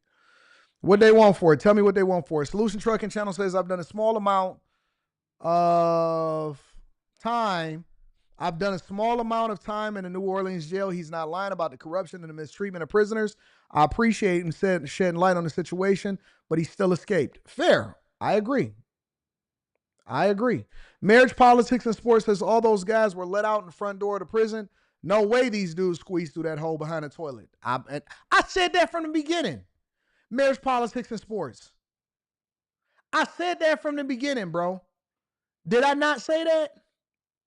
When this first, and I've been saying it ever since every time they show that little hole in the wall, I said it. I said, man, why they keep showing that little hole in the wall? Them dudes ain't jump out of that hole in the wall. And he basically said it. He said, dog, we was let out. We didn't escape. We didn't do all of this. We didn't do that or whatever. He said we was let out. I said that junk, bro. I said it. I said it in the beginning. And he basically confirmed what I kept looking at that. I said, bro, I know I'm not the sharpest knife in the tool shed, but I don't believe that these dudes just escape. I don't think they bust through no hole in the wall. I don't believe that they did all of that other stuff. I said, man, I think that they got let out. Somebody let them out. They let them out. And they gave them an 8-hour head start to be able to get away.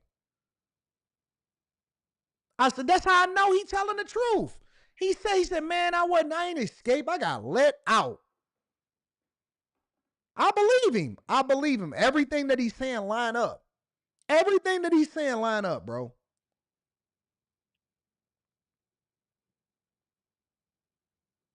All of that junk is crazy, man. All of it is crazy. Messi said, why would they let him out, though? I don't know. That's the part of the story. That's the part where we got to figure out. We got to have more of a conversation about how he was able to get out, why he was able to get out, what those conversations were, all of that. I said it, though. I said it from the very first time that I reported on this story. I said, man, that don't look right. And everybody in the chat was like, no, look, it was the plumbing, and they did it. Man, no, dog, it's wrong. Something is all wrong about this. That's not accurate. No way that he was able to do that, bro. Look, if we throw him under the jail, then we got to find everybody else that's involved, and we got to find everybody that it got to go up to the top, bro.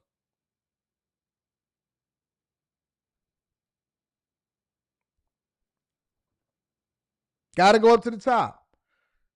Pulled out the toilet, and they all skin hole is big. Man, get out of here, bro. Louisiana prisons are something different. My big cuz was a guy from last year that had to stand off with the police because he wasn't going back. I believe it's different. DJ Complex says, why they always ask for help to get out of trouble from people who can't even help themselves out of a bad record deal? I don't know why they always calling on these rappers. Blake says, sometimes we get locked up for things we got away with, if that makes sense. So you're saying there's some stuff that he got away with that he never got arrested for, and he's still being held accountable for that. Well, we might as well lock up the whole world then. To be honest, he was the smartest one. At least he pleaded his case. Roy says, hope Trump look into this situation. Artifact says, I got the super sticker for you. Thank you, Artifacts. Marriage, Politics, and Sports says, don't forget the hole in the 13th Amendment and the backdoor money to corrupt judges from private prisons. Eric Wealth Harris says, I bet if he was an illegal, the liberals would be in full support. Talk about it. People care more about illegal migrants than they do about the people that's being locked up for things that they just being accused of.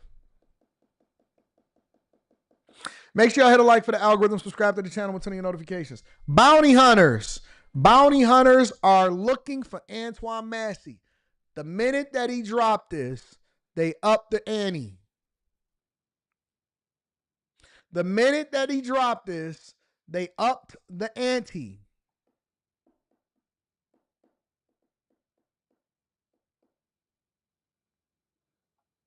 Make sure y'all hit a like for the algorithm, subscribe to the channel, and turn on your notifications. Let's dive, y'all. Let's get into it. Bounty hunter who has captured escapee Antoine Massey before says it's only a matter of time before Massey and Derek Groves are caught again. As Rob Besson reports, with the reward money now increased, dozens of bounty hunters may be looking to cash in. I've dealt with Massey. I've personally arrested Massey. Bail bondsman and electronic monitor specialist Matt Dennis has apprehended dozens of escaped prisoners and knows firsthand what escaped Orleans Parish inmate Antoine Massey is capable of. When we dealt with Massey, I warned my team, be careful, he's playing stupid. You could tell that he wasn't stupid. You knew that he was looking for opportunities. So I actually made them use the full gear, the handcuffs, the shackles, and everything after he escaped us. Dennis recaptured Massey in November of 2023, 2 hours after he cut off an electronic monitor. When I saw his face on television after he escaped, I went, you got to be kidding me. Now Massey, who's wanted for rape and kidnapping in St. Tammany, as well as domestic abuse and theft in Orleans Parish, along with Derek Groves, who's been linked to 4 killings, remain on the loose, and Dennis isn't surprised. Massey's going to be high up on the food chain when it came to planning this. He didn't follow people out this hole.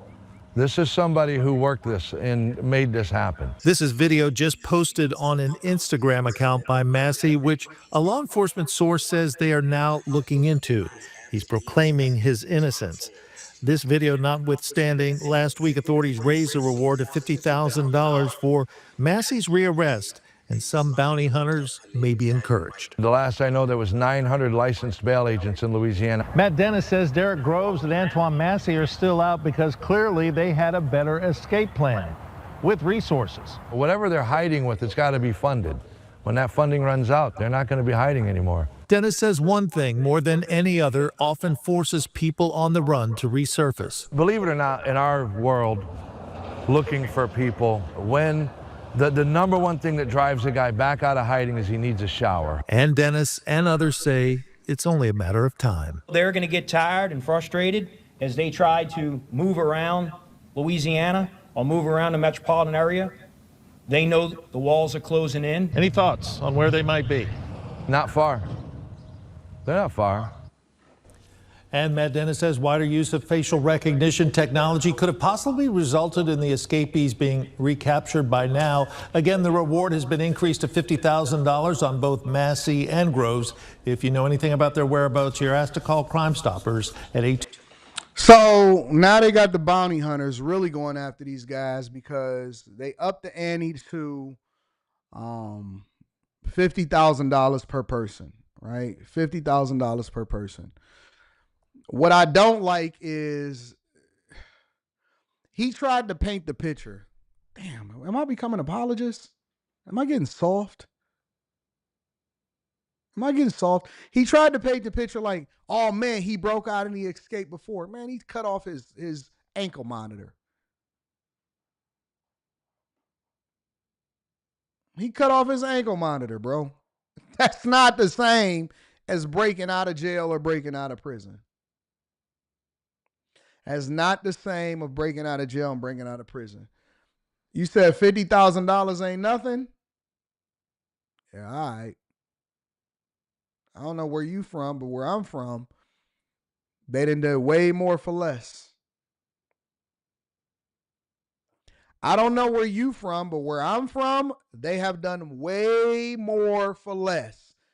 Man, $50,000, boy, they'll take you for 50. Man, for 50, man, you can get your whole family killed for that. I don't know what you talking about. Man, dudes are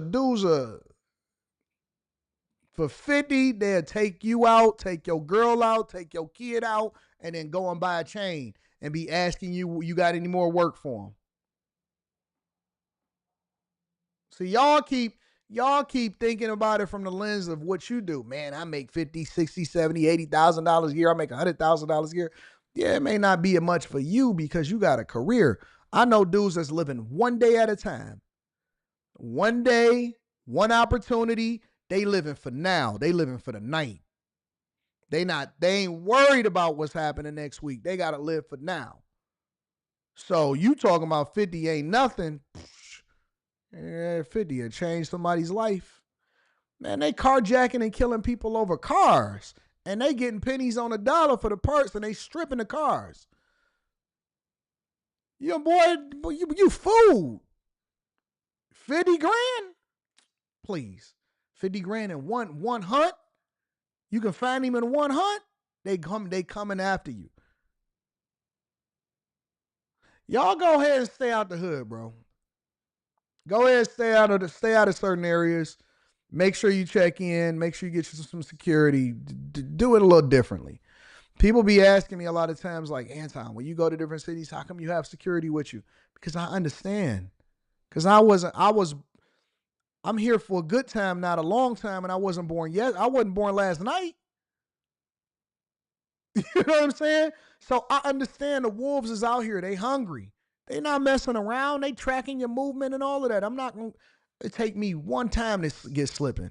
They could miss 30 times and it take me one time to get, there you go. Now you're getting carjacked. 50 bands, you know what 50,000 look like? You ever seen 10,000 and 20s? You ever seen 10,000 and 20s before? It's like this. 10,000 and 20s is like this. They doing about 2,000 a piece. 2, 4, 6, 8, 10. It's like this. Get you 5 of them. Bam, bam, bam. Man, they'll take your whole family out for that. Take your whole family out for that, bro. They ain't messing around with you. Without thinking. And they'll be happy to do it. And they'll do a good job. And they'll be thorough with it. So 50,000 is life-changing for a lot of people. I don't know what you're thinking. It ain't going to last them long, but they never expected to be 18, 20, 21, 22 years old anyway. Especially for a dude that feel like he can get away with it. Oh, that's an easy 50.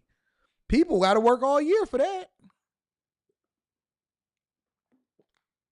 They're going to be eating steak, lobster. They're going to get some Forgiatos for the car. The babies is going to be happy for the next 2-3 weeks.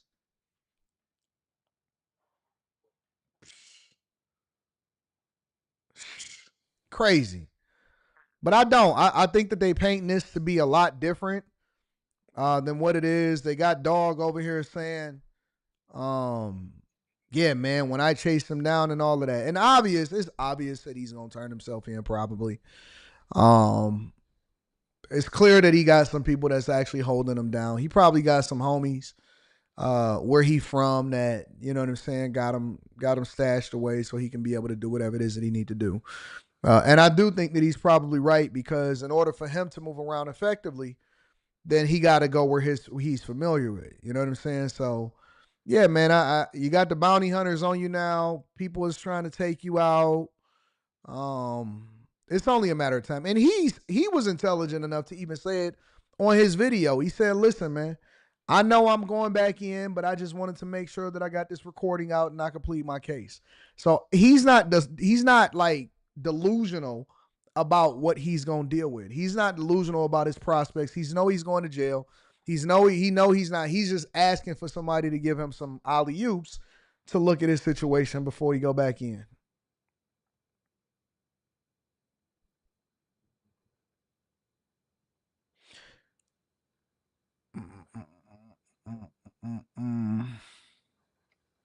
He's probably the smartest out of the escapees, but it doesn't mean that he's smart in general. I think that he just made a lot of bad decisions.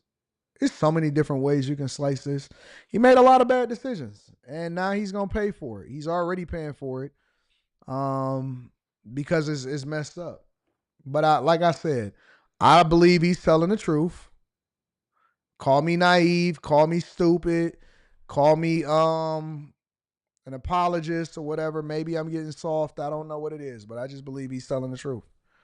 I believe that everything that he said was inaccurate, because it's not like he didn't take accountability for the things that he did in his situation. He didn't make no excuses. He just said, yo, this is my situation and this is how I got into it. So it's messed up, man. It's messed up. This is why I tell young guys all the time, you only got one life to live. You can't be out here fumbling. Can't be out here throwing away the bag, because you're going to find yourself in a difficult situation. Make sure you hit a like for the algorithm. Subscribe to the channel and turn on your notifications. Let me see what else is happening out here in these streets. Let me read a couple of super chats. Aaron L says they better reverse deport into Mexico. Mexico is not a place where you can't get extradited back to the United States of America, though. You can get extradited back to America, I believe, from Mexico. I ain't gonna do that. Can you get extradited from Mexico back into the United States of America?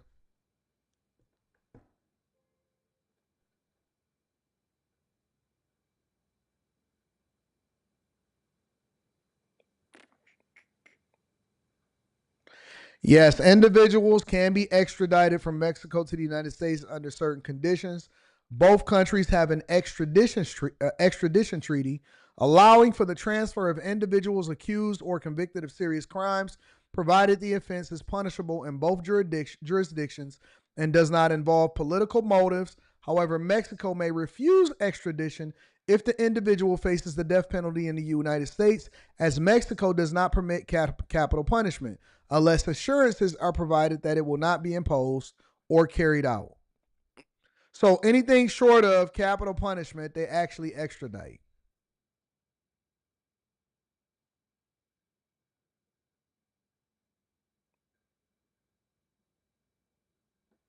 So yeah, just because you go to Mexico don't mean you ain't coming back.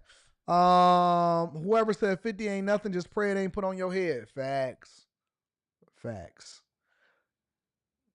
So even if you run to Mexico, it ain't no helping you. They shipping you back to the United States of America. A lot of times Mexico will ship the prisoners back to get in the favor of the United States of America. So make sure y'all hit a like for the algorithm, subscribe to the channel and turn on your notifications. Let's head over to Ukraine for a second, y'all. I don't know if y'all catch this, but it was a video that was going viral on social media. Y'all got to get on X. Y'all have to get on X. If you're not on X, then you're missing out.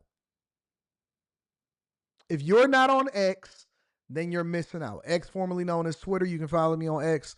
I drop a lot of content on there myself. I'm very active on X.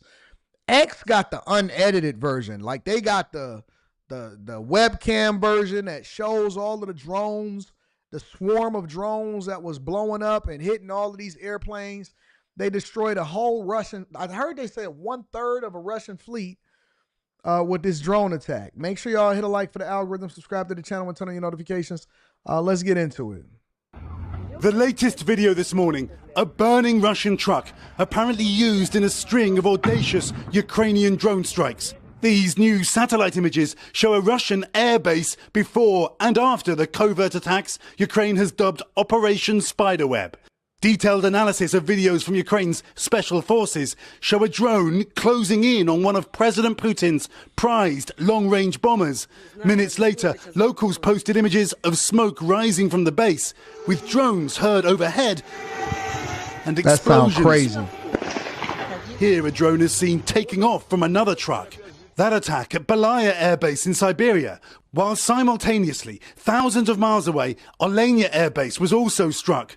From there, this Ukrainian Special Forces drone clearly shows Russian aircraft on fire.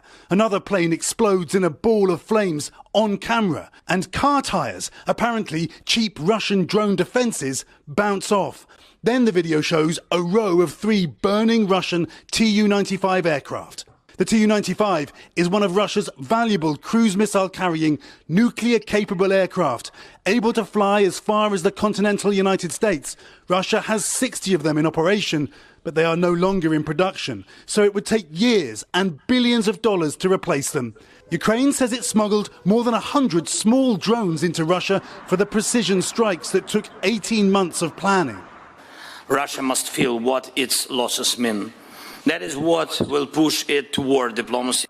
But this morning, a list of Russian demands published by the state news agency TASS suggests the Kremlin is in no mood to compromise.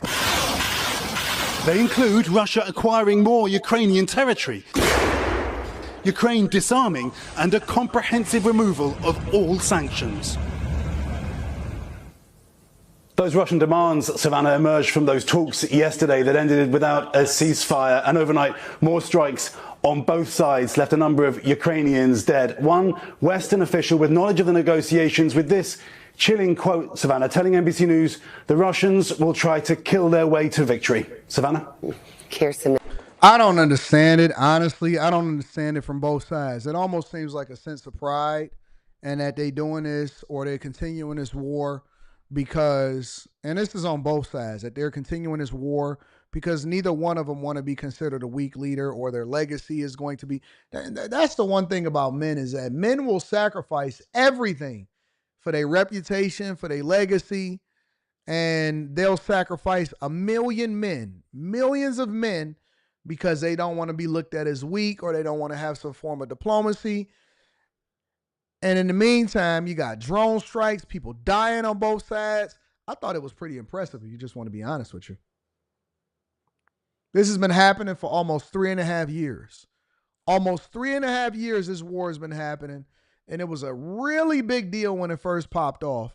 Check this out. I guess that CNN has more insight into how they were able to pull this off over 18 months of planning. Russian and Ukrainian officials met for a second round of peace talks in Istanbul on Monday, but the discussions ended nearly as soon as they began and without any major breakthroughs. Now, both sides did agree to work on a new prisoner exchange. However, on the matter of a ceasefire, statements from both delegations indicate that neither side budged on their positions. Moscow, for its part, maintained its maximalist terms, which includes Ukraine's surrender of 4 mainland regions that Russia attempted to illegally annex soon after the invasion in 2022. That's according to details of the peace memorandum reported by Russian state media. The direct peace talks came just one day after Ukraine's daring drone strike operation targeting airfields deep inside Russia. The Ukrainian president praised the brilliant operation, saying that the strikes were launched out of necessity. We don't want to demonstrate our strength. We are demonstrating it because the enemy doesn't want to stop. We demonstrate it in a fair way on military targets. And we don't only demonstrate it to the Russian aggressors, but also to all those allies that once were strong allies and have now started doubting us. The trust towards Ukrainians and faith in Ukraine has returned. Nick Payton-Walsh breaks down how Ukraine carried out the operation. A bird's eye view of humiliation. Ukrainian drones halfway across Russian Siberia, seconds from hitting the Kremlin's most prized bombers. But the data was bad for Moscow. 117 drones hitting 41 long-range bombers across Russia, a Ukrainian security source said. A torn-up skyline here in Belaya. Exactly what Moscow dreaded and Ukraine needed, a boost to its flagging morale. Damaging Russia's war machine for sure, but maybe also its calculus in peace talks. Our Operation Spiderweb yesterday proved that Russia must feel what its losses mean. That is what will push it toward diplomacy.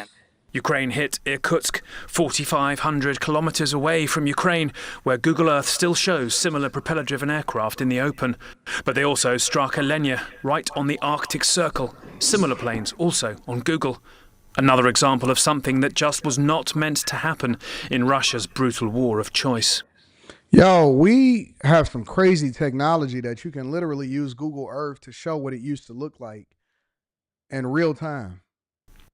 The how was as extraordinary. Ukraine's security service head, Vasyl Malyuk, commenting here. And releasing these images of the wooden mobile homes they used the roof cavities of to hide the drones. Before their release, once Ukraine said all their operatives were out of Russia. The planes hit mainly the Tupolev 95 and Tupolev 22, the Ukrainian source said, aging, easy to damage, hard to replace. They were partly behind the nightly terrors that beset Ukrainian civilians. Whether these strikes make a dent in this daily toll will take weeks to learn. But it may also damage the Kremlin quicker, away from the front lines. Its pride hit hard, although state TV put on a fierce display of why Russia has been pummeling Ukraine so relentlessly. It may also, too, change its thinking, perhaps towards peace talks that continued Monday in Istanbul, and of how long Russia can sustain this war if Ukraine keeps throwing painful surprises its way. I've never in my life, like when I was growing up, I thought that war was ugly in a different type of way. You know, I grew up and I remember watching Saving Private Ryan and Full Metal Jacket and all of those things. I never imagined that we would be sitting here talking about drone wars. That the goal is to get the trucks as far into Ukraine or as far into Russia as possible so that they can ultimately launch a swarm of drones that could destroy the entire their fleet, 1/3 of their fleet over on their air bases and their spaces and stuff like that. I never anticipated ever seeing this in my life. I thought that you know what I'm saying, war was a little bit different. My favorite war movie is Saving Private Ryan. There's a lot of people in there. There was Vin Diesel in there. There's a lot of people in there in Saving Private Ryan. Matt Damon did a really good job. Obviously, Tom Hanks was in it. And so that I might have to go and rewatch that this weekend. Nick Payton-Walsh, CNN, London. Here now is military analyst, retired Colonel Cedric Layton. Cedric, just your reaction when you heard, I mean, this is estimates of some $7 billion in unrecoverable damage to these Tupolev bombers that predate Russian independence. I mean, this was really the Soviet aircraft that were targeted. Ukraine says as many as 40. That number may be in question, but Russia didn't have more than 100. And the significance here is that these were capable of carrying out long-range ballistic missile attacks into Ukraine. How big of a setback is this for Russia? Well, this could be a huge setback for Russia, Brianna, and one of the key things about this is that the mechanisms that we'll call them mechanisms for a second. Fury was good also. That the Ukrainians hit the Tupolev 95 and 22 aircraft. They are not only the aircraft that somebody were said Tropic Thunder Ukraine using cruise missiles, but they're also part of the nuclear deterrent that the Soviet Union and then Russia created. Not only for the Cold War, but in the post-Cold War period. And that's a significant thing because... Yeah, I think you're right, Yakar. You said, I think the U.S. helped. We just kept our name off of it. I think so, too. I think that now we don't want to be attached with continuing to fund or give any kind of military resources But at the same time, I believe that the strategy from the United States of America is to ultimately push Russia into actually negotiating peace talks, because one of the biggest things that Trump said that he wanted to do, and one of the things that he said that it was important to him, was for him to solve the problem of being involved in this war, or the United States of America continuing to fund this war. I think it messes up the budget. I think that allocating so much in military resources going to this, considering that he wasn't able to solve for the war, actually incentivize the United States of America to continue to push Ukraine to go and do these attacks, which they can't put their name on it because it will probably cause issues, and I'm sure Russia knows, but it will probably cause issues with the negotiations and the ceasefire deal that they want up. So I do believe that the United States of America, I believe the U.S., I believe NATO, I believe that the EU, I believe that all of these places are involved in continuing to push and fund Ukraine in this war against Russia. But now the goal is to hit them and to beat them so hard that it actually weakens their position at the negotiation table to stop this war.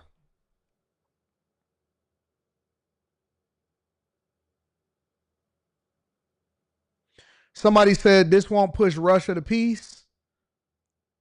This was Ukrainian desperation. I don't think that you can call it Ukrainian desperation if it was people that move or things that are done out of desperation are not this well planned. Things that are done out of desperation is not this well planned. I don't think so. Thin Red Line, what is y'all favorite war movie? Or do y'all like war movies at all? Mine is definitely Saving Private Ryan. I think that that's the greatest war movie of all time. Some people say Black Hawk Down. I also like Full Metal Jacket because I'm from that era. There is some other movies that was attached to war that was really good that a lot of people are overlooking. Dead Presidents. I think the Dead Presidents was pretty good. They had a lot of good war scenes inside of Forrest Gump. 300, American Sniper. American Sniper was cool. Enemy of the State, Black Hawk Down, Unbroken, Fury. I've watched almost all of these. Glory, you like Glory? Where they had to advocate for getting the soldiers better shoes. I want better shoes for my man, soldier. Red Dawn, Boys in the Hood. Behind Enemy Lines was really good. Hamburger Hill. Oh, I remember Hamburger Hill. Pearl Harbor, Tears of the Sun. Tears of the Sun was with Bruce Willis, if I'm not mistaken. I believe Tears of the Sun was with Bruce Willis. Major Pain. That's a pretty good one. Apocalypse Now. Apocalypse Now was produced by Mel Gibson. That was really good, though. It wasn't no audio on there. White House Down. No, they're not in the White House Down. Braveheart. I like Braveheart. That's a great one. Platoon. I forgot about Platoon. Platoon was really good. G.I. Jane. Get the heck out of here. All right, y'all. Make sure y'all hit a like for the algorithm. Subscribe to the channel and turn on your notifications. Let me read a couple of the super chats, and then we're going to continue on with the show. Poor Legacy says, good message today, speaker. We in the congregation. Talk about it. Shout out to Poor Legacy. I don't like that name. What is up? What's Poor Legacy? I don't like that. I think that words have power, and you have to be careful what you put out there because words have power. I think that you got to be careful what you put out there in the general, in the sphere, because if you project yourself to put that on you, then that's what you'll become. That's what you'll become. A lot of times people get mad at me because I say how rich I am and I do all of this and I say this type of stuff a lot of times. But also you have to understand that I project success, and that's what my mindset is. And so I was talking to somebody and I was telling them, I said, bro, you always got a dusty mindset. You can't keep having this dusty mindset. You can't keep having a dusty mindset. You got to think differently. You got to think of abundance. You got to project yourself to be successful. Then your actions will flow in that direction. I don't know about that name, big dog. I don't know about that name, but I appreciate you for the super chat. Limitless Mind says, Ukraine and Russia is the new Middle East with the endless wars going. I hate it. I hate it.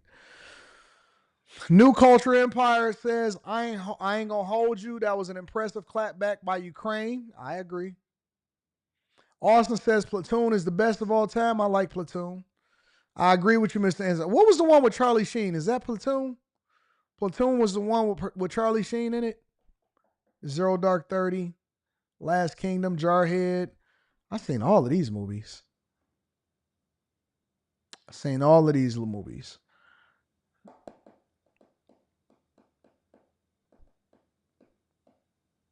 Called yourself a mathematician in the 3rd grade. Shout out to my girl, Messy Mathematician.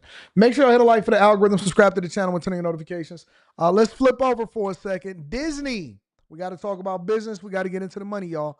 Disney and Microsoft are laying off employees. Make sure y'all hit a like for the algorithm. Subscribe to the channel and turn...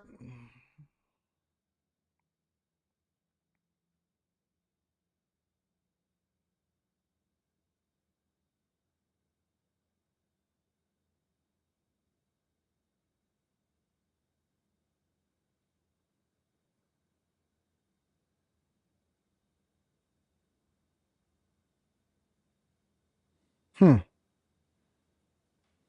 me see something.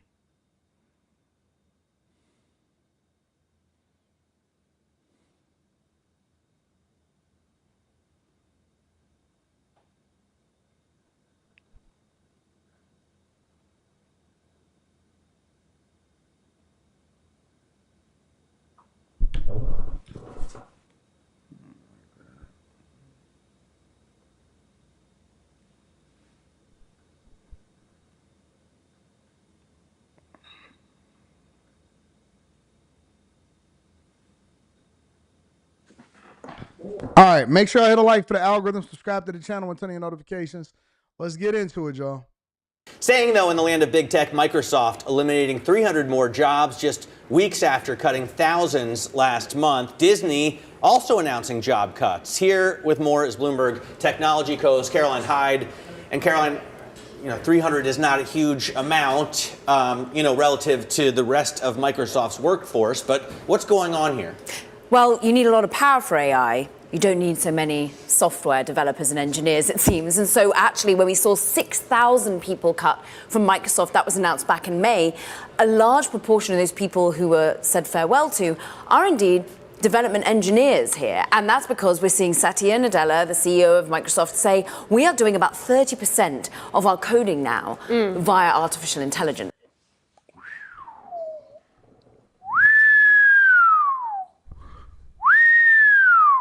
Listen, the bigger story is not that Microsoft is laying off or Disney, and we're going to deep dive into it a little bit more.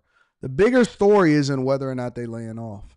The bigger story is the fact that they are now being able to do a lot of their coding via AI.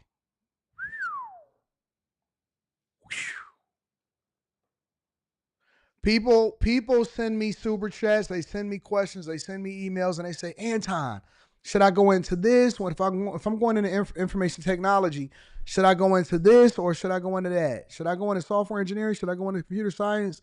Or should I go into cybersecurity? Nope. I tell them all the time, either go into AI machine learning or go into cybersecurity. Either go into AI machine learning or go into cybersecurity. I say it all the time. And if you are a software engineer, you may still be having a job. You may still be safe. I'm sure a lot of the people that got laid off from Microsoft is going to be able to go and find a position. But what am I saying? You need to change and evolve your skill set. You're going to have to change and evolve your skill set because you will be upended and your life is going to be forever different. Forever different if you do not pivot. It's not enough to just go into STEM. You have to evolve. You got to change your skill set, and you're going to have to differentiate yourself. And if I'm a software engineer, then I'm switching over to AI machine learning. If I'm in any other information technology field outside of like a Scrum Master, project manager, product owner, all of that stuff, then I'm going to evolve and I'm going to start to become a cybersecurity professional. If you are a back-end developer, if you're a front-end developer, you need to change. You need to evolve. Cloud infrastructure, that's cool. You can also go into that. But just regular engineers and all of this stuff, back-end developers, man, you crazy. I was showing them yesterday on the Patreon because I was doing a Patreon on content creation, and I got another one coming up where I'm putting together and I'm showing everybody how I write my prompts, how I'm leveraging AI, what's going to be effective with AI, and I'm going to do a live stream, I believe, next Monday on that. And so we're going to be asking questions and we're going to deep dive into AI and how I'm using it as a former software engineer and as a former UX UI guy that used to work in corporate America, how I'm using it and leveraging it in order to make things easier, more efficient. Hopefully I can capitalize off of it, and how I'm designing apps and building entire applications off of it. I gave them a sample of how I was able to reuse my prompts and how I save my prompts. I actually save my prompts and rewrite them with more detail and refine them according to whatever it is that I'm able to generate through AI. And I have certain memberships. I'm going through the difference between Google Ultra, ChatGPT, and all of that stuff. And it's incredible. It's crazy. Like, you used to be able to either do one or the other. You was able to generate a design and then export it and then ultimately have somebody develop it, or you were able to do the opposite, right? But now, if I'm the way that I'm able to write prompts, I can design and develop the application itself based off of the power of AI, and it's only going to become more. It's only going to get better. And so, is there going to be displacement? There always is displacement. But will it be important for you to evolve your skill set? You're going to have to if you want to survive. If you want to survive, you're going to have to evolve your skill set. So everyone's trying to rework their workforce, whether that means you need fewer software engineering talent, or whether that means you actually just need to go out, goodbye to the old, in with the new, reorientate yourself. Look, we heard similar things coming out of Salesforce. So as they gave us their numbers last week, we heard that they too are perhaps not having to hire at the same pace as usual. They're able to slow hiring, and instead they're beefing up the sales. Fiverr is dead. I used to hire a lot of engineers off of, I used an app. It's not on this phone. It's on the other phone. But I used to hire a lot of overseas engineers. A lot of these apps is dead. You don't need these people no more. You know what else is dead? Having to hire people over in India, having to hire outside engineers, having to hire people over in China, having to hire a lot of different people in order to do these apps, in order to be specialized, these specialized developers, these coders and all of that. They used to do a lot of gig work. Freelancer. I used to use an app called Freelancer. And I don't know if they had changed it or not, but Freelancer was an app where you put together a concept and then you're able to hire people and then you're able to pay them based off of milestones on the development of whatever it is. Man, I want to tell y'all something so bad, but I don't even want to get into it. I don't want to do it. Fuck it. I might as well say it. I don't care. I'm just going to be authentic. I have to be absolutely, positively authentic. Dog. Do we need to go there? Can I be honest with y'all? Can I be real with y'all right now? I'm a business owner. I'm not. I've already retired from corporate America. I made my money. I might as well just be honest. I might as well be honest. I might as well be absolutely transparent and honest. It's already too late. I'm already rich, so it really don't matter at this point.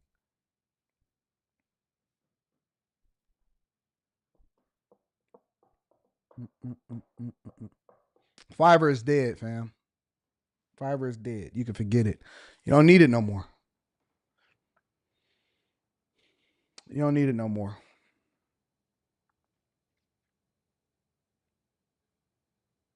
Dog. Do you like AI like ChatGPT will replace it? No. Google search. Google already has an AI tool. They already have an AI tool. If you look across the, let's say you search for something, you know how you can go to images, all, whatever, blah, blah, blah, so on and so forth. If you look in the first slot, it says something like AI. Let me see. Let's see if I can pull it up. See if I can do that for y'all. I share my screen real quick. Google is already doing it.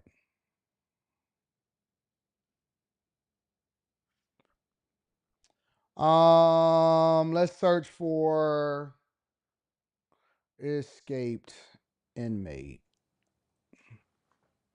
And so if you look at it, it says AI mode at the top, right? So you can go to images, news, videos. These are all normal, all over to the right.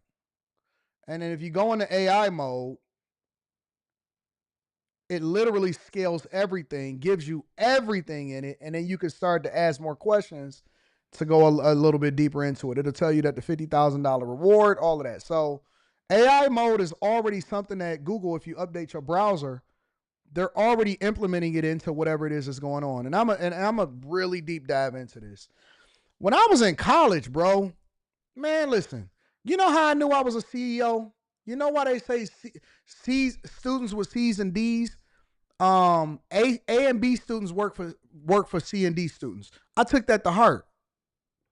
That's how I knew that I was a businessman. I said, you know what?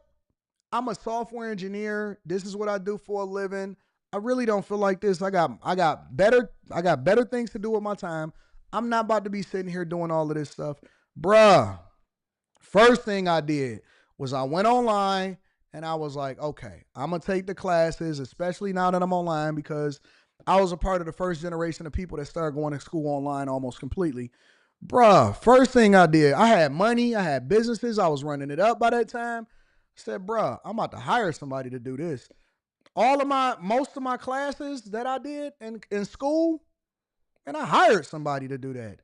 I think I took a JSP class. I said, man, I'm not about to be doing this. Man, I got a straight up A in that class. Hired somebody, hired a scrum master, hired people for doing certain classes. Man, I hired somebody so fast. I wasn't about to do that. I said, man, I'm a businessman. I need this paperwork. Can I be honest with y'all? It's always an easier way, and it's always somebody that's gonna do it for cheaper. I'm not doing this. Man, dog. I had better things to do. I had vacation to go on. I had businesses to run. I had a new app that was booming. It was moving. It was moving. I had a new app that was booming that I was developing. I said, man, I'm not about to be taking this. I went on a freelancer. And that's how one of the ways in which I decided that I wanted to leverage the platform to instead of hiring developers directly, I decided that I wanted to hire them for my businesses, but I was using them as contractors because I was using them in school. I was using them in college. And so I was like, yo, I'm about to hire this person. And then the people that worked really good, the really good ones, I kept them all for future classes. But I would do it based off of the finals and the assignments or whatever. And so what you would submit would be a huge portion of your grade. Man, they sent that. I wasn't even checking it. Bro. They was doing the work. I was like, man, this look good. Gave it a quick one over. Took me about 30 seconds. Submitted that junk. I had to go in and make sure that they ain't put no crazy notes in there. It was like, yo, this ain't really Anton. And then I would submit that junk. Man, my professor was like, dog, you are a savant. You are a savant. I said, I know.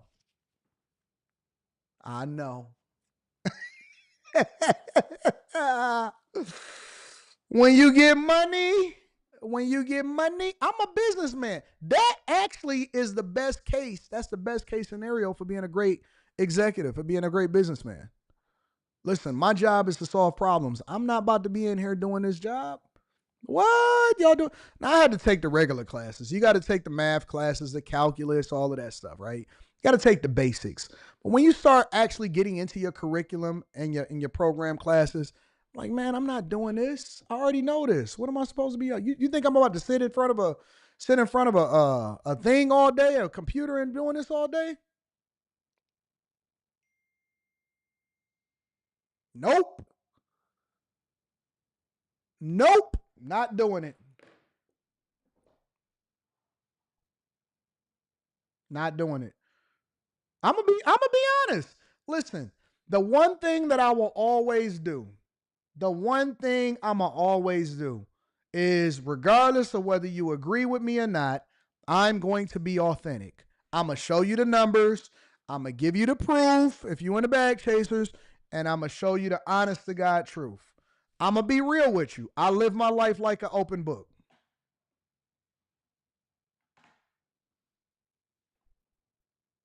I live my life like an open book. I went to my daughter. I said, Les, what you got going on over there? She said, I'm doing this, I'm doing this. I said, do you understand it? She said, yeah. I said, all right, now that's when we got to leverage AI.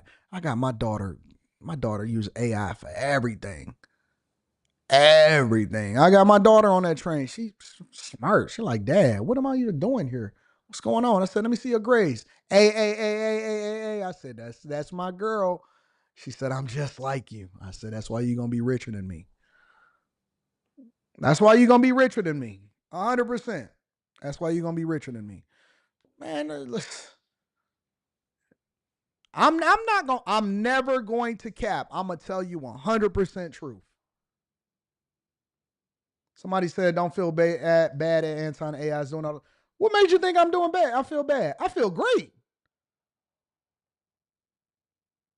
I feel great. I felt great. When I got them grades, I said, bruh, all these people in this classroom and they studying all hard and they doing all of their work, and I'm in here getting this bag. So I got money and I got better grades than them. It sounds like I'm a winner. That sounds like I'm a winner. Everybody kept lying to me. You got to work twice as hard to be just as good as white people. I said, you lying to me? I said, you lied to me? I'm going to work 15% the rate that they're working, and I'm going to beat them at their own game. You lied to me. I just got to outthink you. I don't have to work as hard as you. If I'm going to work hard, it's going to translate differently, and I'm going to figure out how I can actually make some money from it. You got to work twice as hard to just be just as good. I said, nah. I said, they dumb. They over there working hard. They working over there. So, He said, the only time you ever come to class is to do this and do that. I said, I know.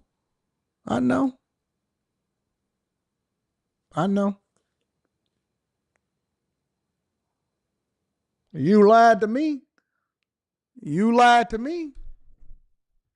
I'm playing the game the same way today. The same way today I'm playing the game. Y'all sitting there waiting on the industries to upend you and to lay you off, and then I'm going to have to pivot. Man, I've been investing in real estate since the beginning, since 2010. I'm 15 years in. I got a plan. I'm 10 years away from my ultimate game plan. I'm 10 years away from being at the ultimate game plan. I got a certain number, a certain amount of properties, a certain way I'm going to do it, and everything that I do and every single decision that I make is based off of expediting how I can get to that number faster. Everything I do, I'm 10 years out. Everything I'm doing, 10 years out. I'm 43. I got 7 more years, probably less than that, to where I'm in a space to where I don't even have to breathe. Everything I'm going to be doing is going to be just based off of the fact that I love it. I ain't trying to play the same game as you. You got a prideful mentality. You focus on trying to get everybody else to agree with you. Yeah, man, we need reparations. Yeah, you go ahead and wait on that. We cooking up over here. We trying to figure out where the money is, where the AI is. We making tax plays. And if you were part of the Patreon, if you was a part of that live stream last night on Patreon, you know. My mind think differently. People be over there, so we got to calculate it up and we got to work hard and figure it out. And I'll be looking at them. I'll be like, I'll just be standing in the back like, the first thing that comes to my mind is, it's got to be the easier way to do this. And I just start making sense of it. I see somebody do something good or do something sweet. I'll be like, how was he able to do that so fast? I'm not trying to compete with you. I'm trying to understand you. I want to befriend you. I want to understand what you're doing and how you do it. And then we're going to figure out how to get some money together. Department, because they've actually got all the product and now that they're able to start selling a little bit more rapidly. But this is really being echoed across the technology front. You're seeing people get leaner and leaner and focusing more on putting money on the energy side, the infrastructure side, and just developing the AI product. But for that, perhaps you need fewer people. And it's interesting to note that we're having this conversation ahead of 10 a.m. JOLTS data when it comes to job openings. And of course, the payrolls. Hey, remember when they was laughing at me because I went and got a job? Man, I managed that job so beautifully. Got paid. Got that extra money on top of it. You the stupid one. You the pride. Yeah, man, he went and got a regular. He went back to corporate America and got a regular job. I said, you goddamn right. And if they give it to me again at the rate that they gave it to me, I'm going to go and get it another time. On Friday, you mentioned that you're seeing this across the tech industry, but it's not just tech. We got some interesting news from Disney yesterday, also planning to lay off several hundred workers, and they've laid off really thousands of positions in recent years. I think it's about 8,000 have gone in recent years from Disney. Absolutely, now, this is, PJ. again, not large when you think about 250,000 people that Disney currently has under employee base, but they are shedding a couple of hundred, it seems, once again in the content side. So we're thinking marketing, you're thinking just the way in which you're going to go out and promote movies and content. They're slimming down there once again because times are tough. They want to make fewer movies, get more bang for their buck, and we know what's happening to content, the amount of shakeups that are happening at Comcast, the way they're selling off MSNBC and CNBC. You've seen, of course, Paramount thinking about its own costs and being leaner. Warner Brothers has done a big overhaul as well. So this is, again, a restructuring vibe. And when you just think... I knew that my industry that I was in, even as a software engineer, I see it. I seen the writing on the wall a long time ago. I pivoted out of being a software engineer into going to UX UI. Then I said, you know what? I got to get rich. That was my whole thing all in the 2010s. In the 2010s, I was like, man, I got to get rich. I can't be sitting here waiting on industries to figure out what's going to happen and see if something happened. Yeah, we getting money. We getting good. You know, you get a lot of money. You doing really well. I got to get rich, and I got to figure out how to pivot this. I was looking at that live stream. I did a video on it of Fat Joe and Jadakiss talking about, I might have to go and play that in the next video, talking about rappers being broke. We'll get into it. Let me continue to mine this out. Welcome back. We've got a news alert on Disney. Julia Borston, what's happening? Disney is doing some layoffs. The company saying that they are laying off several hundred Disney employees globally across multiple teams in the studio division. They say this will include marketing for both film and television, as well as TV publicity, casting and development, and corporate financial operations. The company is saying that they've been surgical in their approach to minimize the number of impacted employees, and no entire teams are being eliminated. They say this is in response to the industry transforming at a rapid pace, and they are continuing to evaluate ways to efficiently manage the business while fueling state-of-the-art creativity and innovation that consumers value and expect from Disney. Stock down just fractionally here. Of course, this comes on the heels of the studio releasing the record-breaking Lilo and Stitch live-action remake of the animated film, but the studio doing layoffs as it adapts to the industry transformation. Back over to you. Is it going to be fair to say doing layoffs amid AI, Julia, or are we jumping way ahead of ourselves? I think that is jumping ahead. I think what's happening right now is that if you especially look at what they're saying about the improvement, they're doing layoffs in marketing for film and television, as well as TV publicity, casting, development. They didn't say anything about AI there. And I think that while AI tools have been actually used as part of visual effects tools for a while, when it comes to fully generative AI, that's not what they're talking about here. I think they're looking at streamlining here to improve profitability amid the rise of things like Netflix and streaming. But this is not about AI. Although I saw that Meta is going to have a tool, and I saw this by next, I think it's next year, that you can just give it like a picture of your product or whatever, and it creates a whole ad for you and then tells you, and then it just goes and figures out who to target. Yeah, that's a different story. We're here talking about Disney's studios streamlining and doing some layoffs, but you're right. Separately, Meta has been working on AI tools. They have a suite of tools called Advantage Plus, which are designed to give creative tools to make it easier for even small businesses to use generative AI to create photos or videos or even write the copy for their ads. And the idea that was reported by the Wall Street Journal is that by the end of next year, they'll be able to do sort of end-to-end AI-generated advertising. So different thing. And also, I would say here, this is not Disney responding to the rise of AI, but more just looking for streamlining and efficiency. Understood. I'm just saying if I were in any... Listen, fam, learn these tools and create a product that ultimately you can leverage AI and their marketing tools to get you rich. Learn these tools. Stop waiting on other people to get rich, and then you're going to try to be a part of the Me Too movement. When it comes to these innovative ideas, it's better to be first than it is to be a Me Too movement. It's always... It's better to be first than it is to always want to be a part of the in crowd. Stop waiting for somebody to validate you. Stop waiting on people to give you the go-ahead. I'm giving you the go-ahead right now. I'm telling you, yep, go ahead, do it. Do it. Do it. I think we got whole threads in my Discord dedicated to it. Go ahead and do it. Get in there. Don't wait for other people. Create the product. It's easier than ever. People in marketing, if you went and got a marketing degree, that's just as good as a basket weaving degree now. It's better to be first than to be the smartest. Who you trying to prove it to? Who you trying to prove it to? It's better to be first than it is to be the smart. Y'all keep telling y'all kids, you so smart. You the smartest one in the class. I'd rather you be wise. If you're the smartest one in the class, then that means if I'm so focused on you getting these awards and the smartest one in the class, then that means that I'm doing my job wrong as a parent. I'm not accurately preparing you for what life is going to be like. I'm not effective at my job. If I'm so focused on you being the smartest, I realized that way back in high school. They said, yeah, they did the mock elections. This person is so smart, they're going to be the most likely to succeed. Not. I was sitting in the back of the class like this. I'm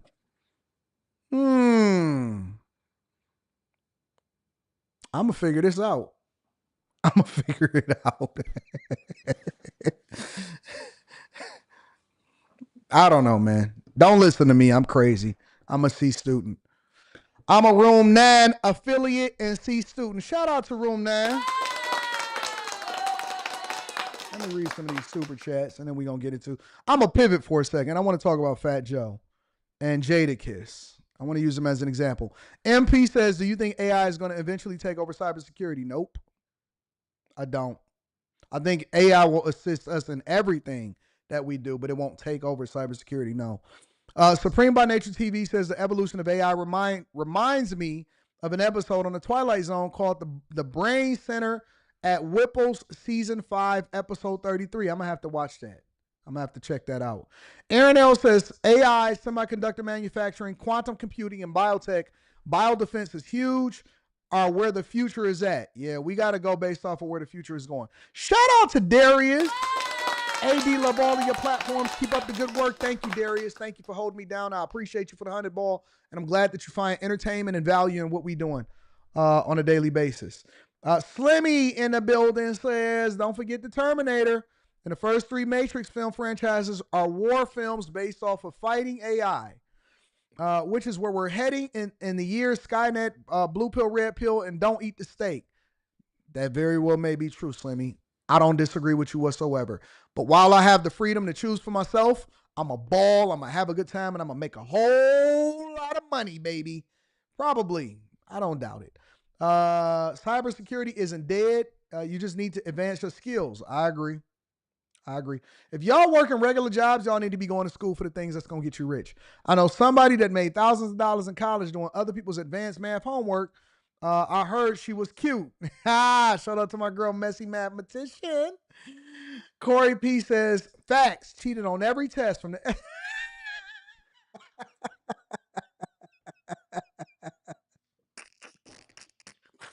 I love this show. And I love my family. Treated on every test from the SAT college finals in college. Pay somebody to go type all of my essays in college. I can teach finesse. Yeah. 392Q says the only thing holding black people back is blaming a white man for everything. And then they can unlock themselves and they can start leveraging the information to become successful. Kakashi says Texas governor just signed into law that San Antonio will be the headquarters for a Texas cyber command to protect Texas from cyber attacks. This plus data centers is being built there as a good look for Texas. I'm telling you, cybersecurity is where it's at. Aaron L says it's exactly why they had the writer's strike. Yeah. Well, ain't no point because it's still coming. AD, could you do a Patreon on the dog AI platforms and how do you? Yeah, I got one coming up next Monday. Make sure y'all tap into the Patreon. Link is in the description as well as pinned to the top of the chat. We got one coming up. All right, so I'm going to pivot for a second because I actually caught this yesterday, but I think that this is a worthy conversation to have because I've been saying this for a long time too. Jadakiss. Oh, wrong one. Hold on. Let me see if I can get this popping. What is that, 7? I didn't get the thing. Hold on one second.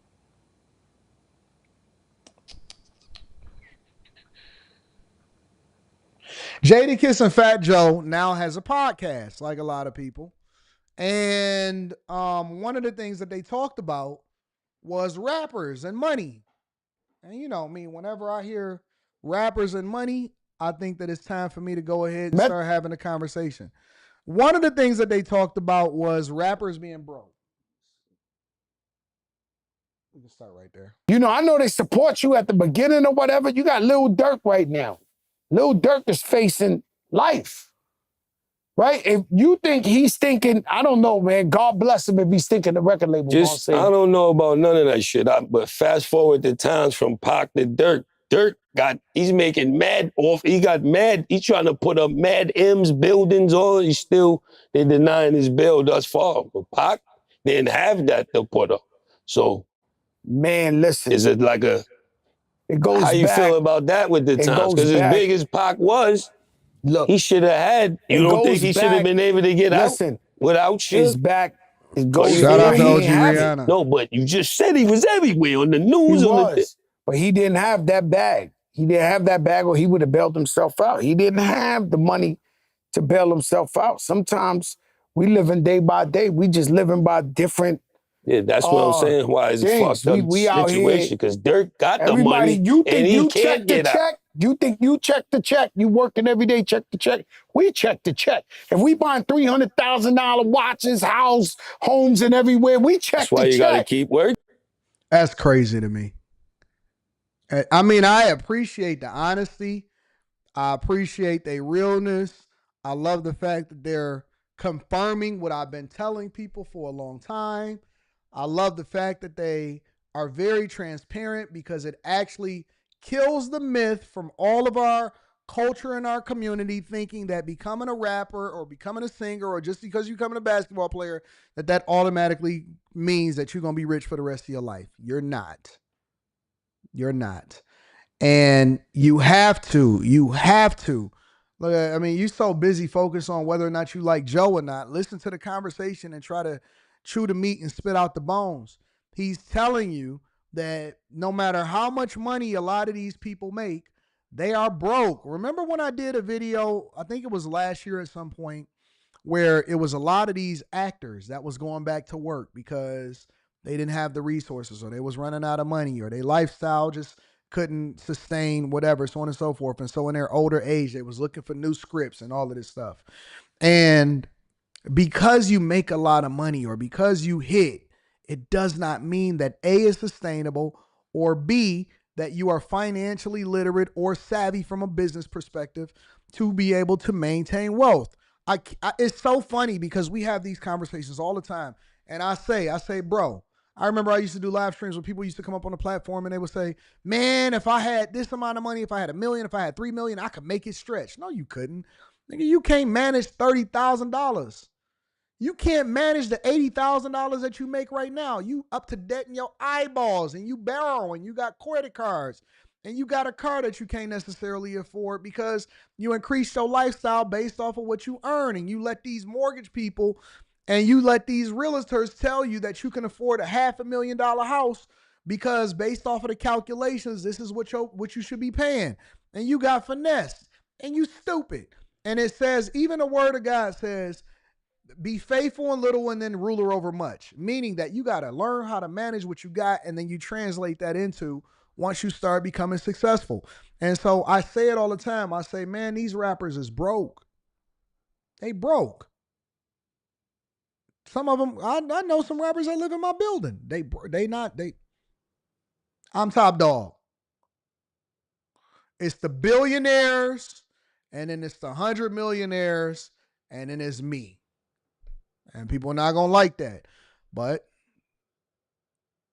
I talk about it all the time. Assets, resources, what you invest in.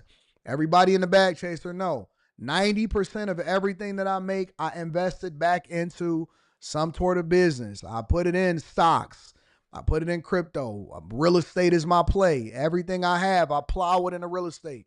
I go broke every month from investing, not from buying chains, not from buying. We use the money that we make from the stocks and all of that stuff. That's what we use to party on.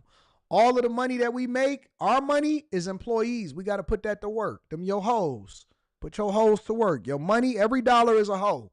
Put her to work. Put her on a strip. She need to be going out there and making sure. But see, they don't want to learn. Everybody think you can work yourself into getting rich. You can't work yourself into getting rich. You can't save yourself to wealth. That's not how the game works. It's not even set up that way.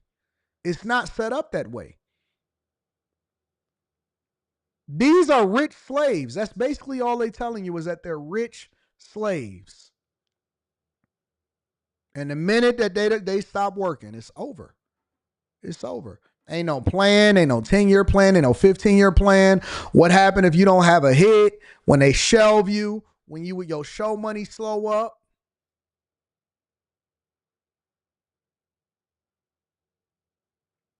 Grandma Basement says we need you to teach financial literacy. I do. And I use these examples of the things that we talk about on a regular basis. I teach people in the Bag Chasers, hey, listen, we talk about politics on the Millionaire Morning Show, but we translate how politics make you more money, and we anticipate what the markets is going to do based off of whatever is happening within our legislative branches. You're not interested in politics, though, because you think it ain't important and your vote don't count. We are interested in politics over here because we understand that that's where the money is going to come, and where the legislation goes is also where our companies are going to benefit. And so we use that as a play in order to continue to make more informed decisions on where we need to be investing our money. Your fault. You the one that didn't want to actually inform yourself on what's going on. You the one that ain't got no insight into what's going to happen into your neighborhood. Everything. Executive Suite, Emily, the reason why this is called the Millionaire Morning Show is because every single thing that we do in this lifetime, most of it, as far as what we doing is from a productivity perspective, all of it comes back down to the money. All of it. That's why you got to keep working. Everybody is so rich, then why they fucking still working? Because you gotta fucking work. No. When I see Smokey Robinson and all the motherfuckers still at Vegas and Lionel Still Richie. going. I just seen Rod Stewart about to do something. Yeah, 180. All right, so what does that mean? Does that mean that they love to do it? Or does it mean like you got to pay the bills? Yeah, you got bills to pay. You got kids in college. You got all type of shit going on, mortgages. You got car notes. You got shit. This dude said mortgages. That's crazy to me. Listen, on a very fundamental level, I understand financing when it comes to business. I understand the idea of why rich people finance in order to not pay taxes on certain things, because you don't have to pay taxes on what it is that you borrow against whatever assets. I understand the whole game. I can teach it to you like the back of my head, back and forth. I worked in the banking industry the whole 9 yards. I understand how the play is, right? But there's some basic fundamentals that if you are not writing it off from a business perspective, then you probably should own it off outright, right? A home is one of them. You don't have to have the biggest home. You don't have to have the tallest home. You ain't got to do nothing. You ain't even got to stay in certain areas. It is there so you can go to sleep every day and then you can get up and leave out. I would learn that from Warren Buffett. Warren Buffett never actually, he said, I sleep on a jet.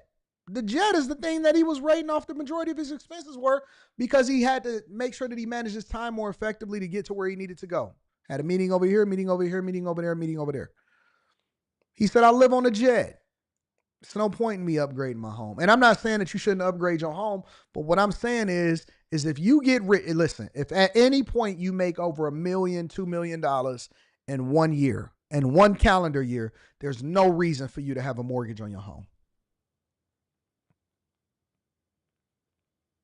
There's no reason for you to have a mortgage on your home. If you get to the point in your life where you make $1 million in 1 year, you should not have a mortgage on your home. Investment properties, we can debate about that, all of that stuff. But as far as your home that you live in and you paying anything other than property taxes, maintenance, and insurance, that's a problem. That means you still playing keep up with the Joneses. How you gonna be a millionaire playing keep up with the Joneses? Like, I mean, guys 80 years old still performing, touring. I mean, just 2 days ago was Patti LaBelle. Yeah, my She's mom 80 went there. something. I would have went. Yeah, my mom and them went. I was in Vegas stuck. I had a show. Patti LaBelle, my girl Stephanie Mills, Gladys Knight, Shaka Khan. Shaka Khan. Come on, that's Yeah. a must-see Yeah. TV. Yeah. But either they doing it for the love and the passion, or they still got to get the money to pay these bills, because these bills just keep They don't coming. stop. The bills don't stop. I think so, Jay Reed, 100%. The bills keep coming. I don't care. The bills is coming now. The bills is coming I like now. that, Darius. The train is coming. I like that. And so what happens is, I don't care how much money we make. It's almost like shampoo. The shit just slipped through your fingers. I'm not safe. No, I'm keeping it real with you. I am not safe with no amount of money. You don't know how many times I made $1 million and that shit was gone in like a month or two. And it's just regular shit. Yo, pay the lawyer, pay your insurance, pay this. Repeat process. Just this, that. And then you turn around and it's like, yo, where's the bread? Yo, bro. You know, Louis Vuitton ain't cheap, bro. All that.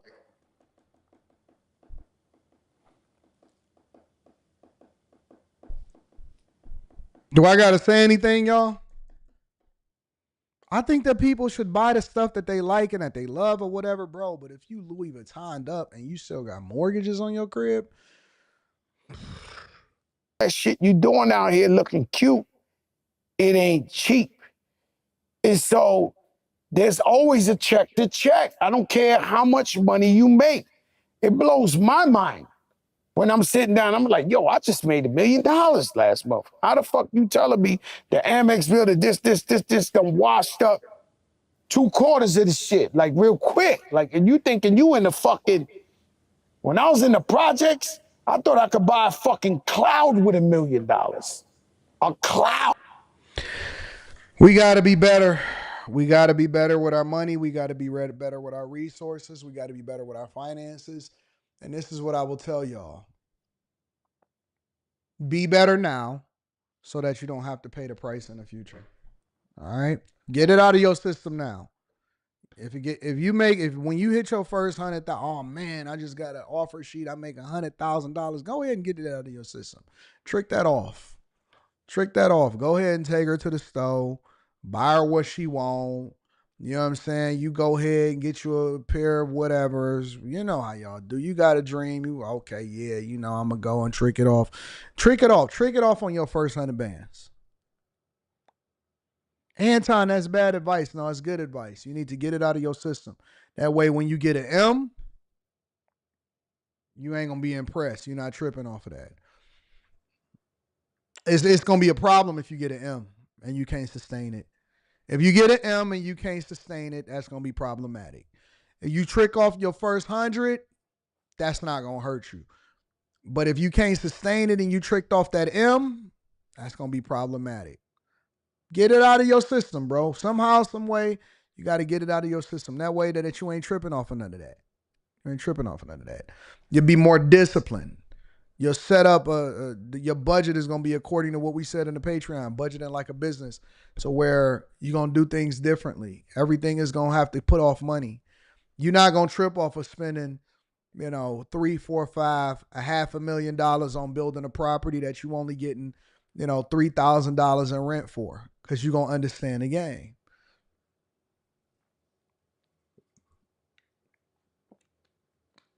You're getting $36,000 a year in rent off one property, but you don't care about that $500,000 that it took you in order to build it. You ain't tripping off of that. Then you get you 10 of them. Now you're doing $30,000 a month. And then you keep going and you reinvest everything that you get in rent back into the properties. And to building more properties and to buying more properties, and you ain't got no mortgages. Dog, before I buy a chain, I'm going to buy a crib. I'm going to buy another house. And then I'm going to let that house buy me my chain. Before I buy a chain, I'm going to buy a house. And then I'm going to let the house buy me the chain. And I'm going to still own the house.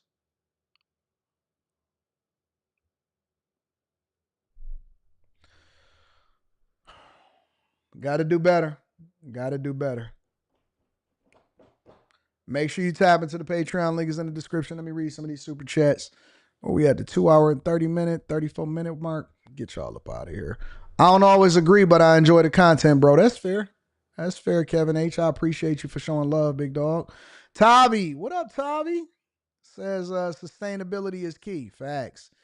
I made up in my mind, I didn't just want to be okay, and I didn't just want to have enough money to last me for the rest of my life. I wanted to have the money to sustain a lifestyle that I wanted for the rest of my life. And so that became the goal. I didn't want to have to downsize. I didn't want to have to change the way I do things just because I wasn't working no more. I said that I want to be able to live this life. I want to be able to spend $250,000 every single month for the rest of my life. And so in order for me to do that, I had to make some sacrifices. And that's the way it go.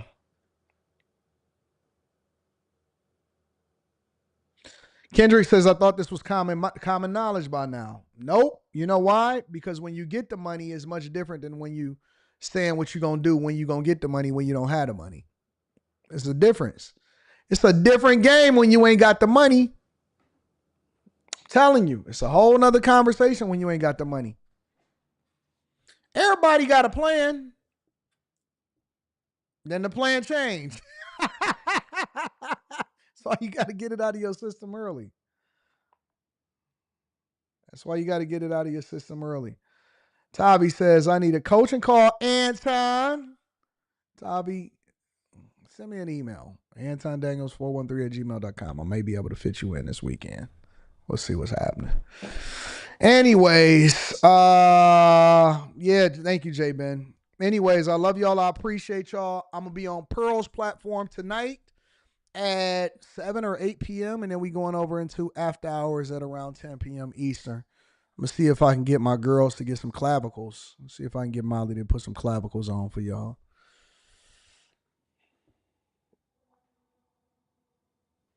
Can you share some tips on maintaining your authenticity on your channels over time?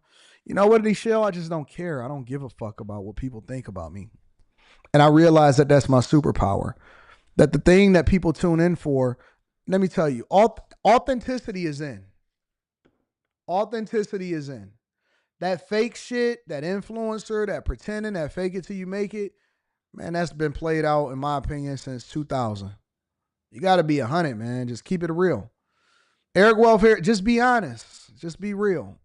AD, is it fair to say, once you understand the stock market, you start to look at it like free, everything is free money. Life is abundance. All I see is money everywhere. All around me is just money. Love y'all. I appreciate y'all. Shout out to the bag chasers. Make sure you tap into the Patreon. Link is in the description. I see y'all tonight on multiple different platforms. I'm out. Peace.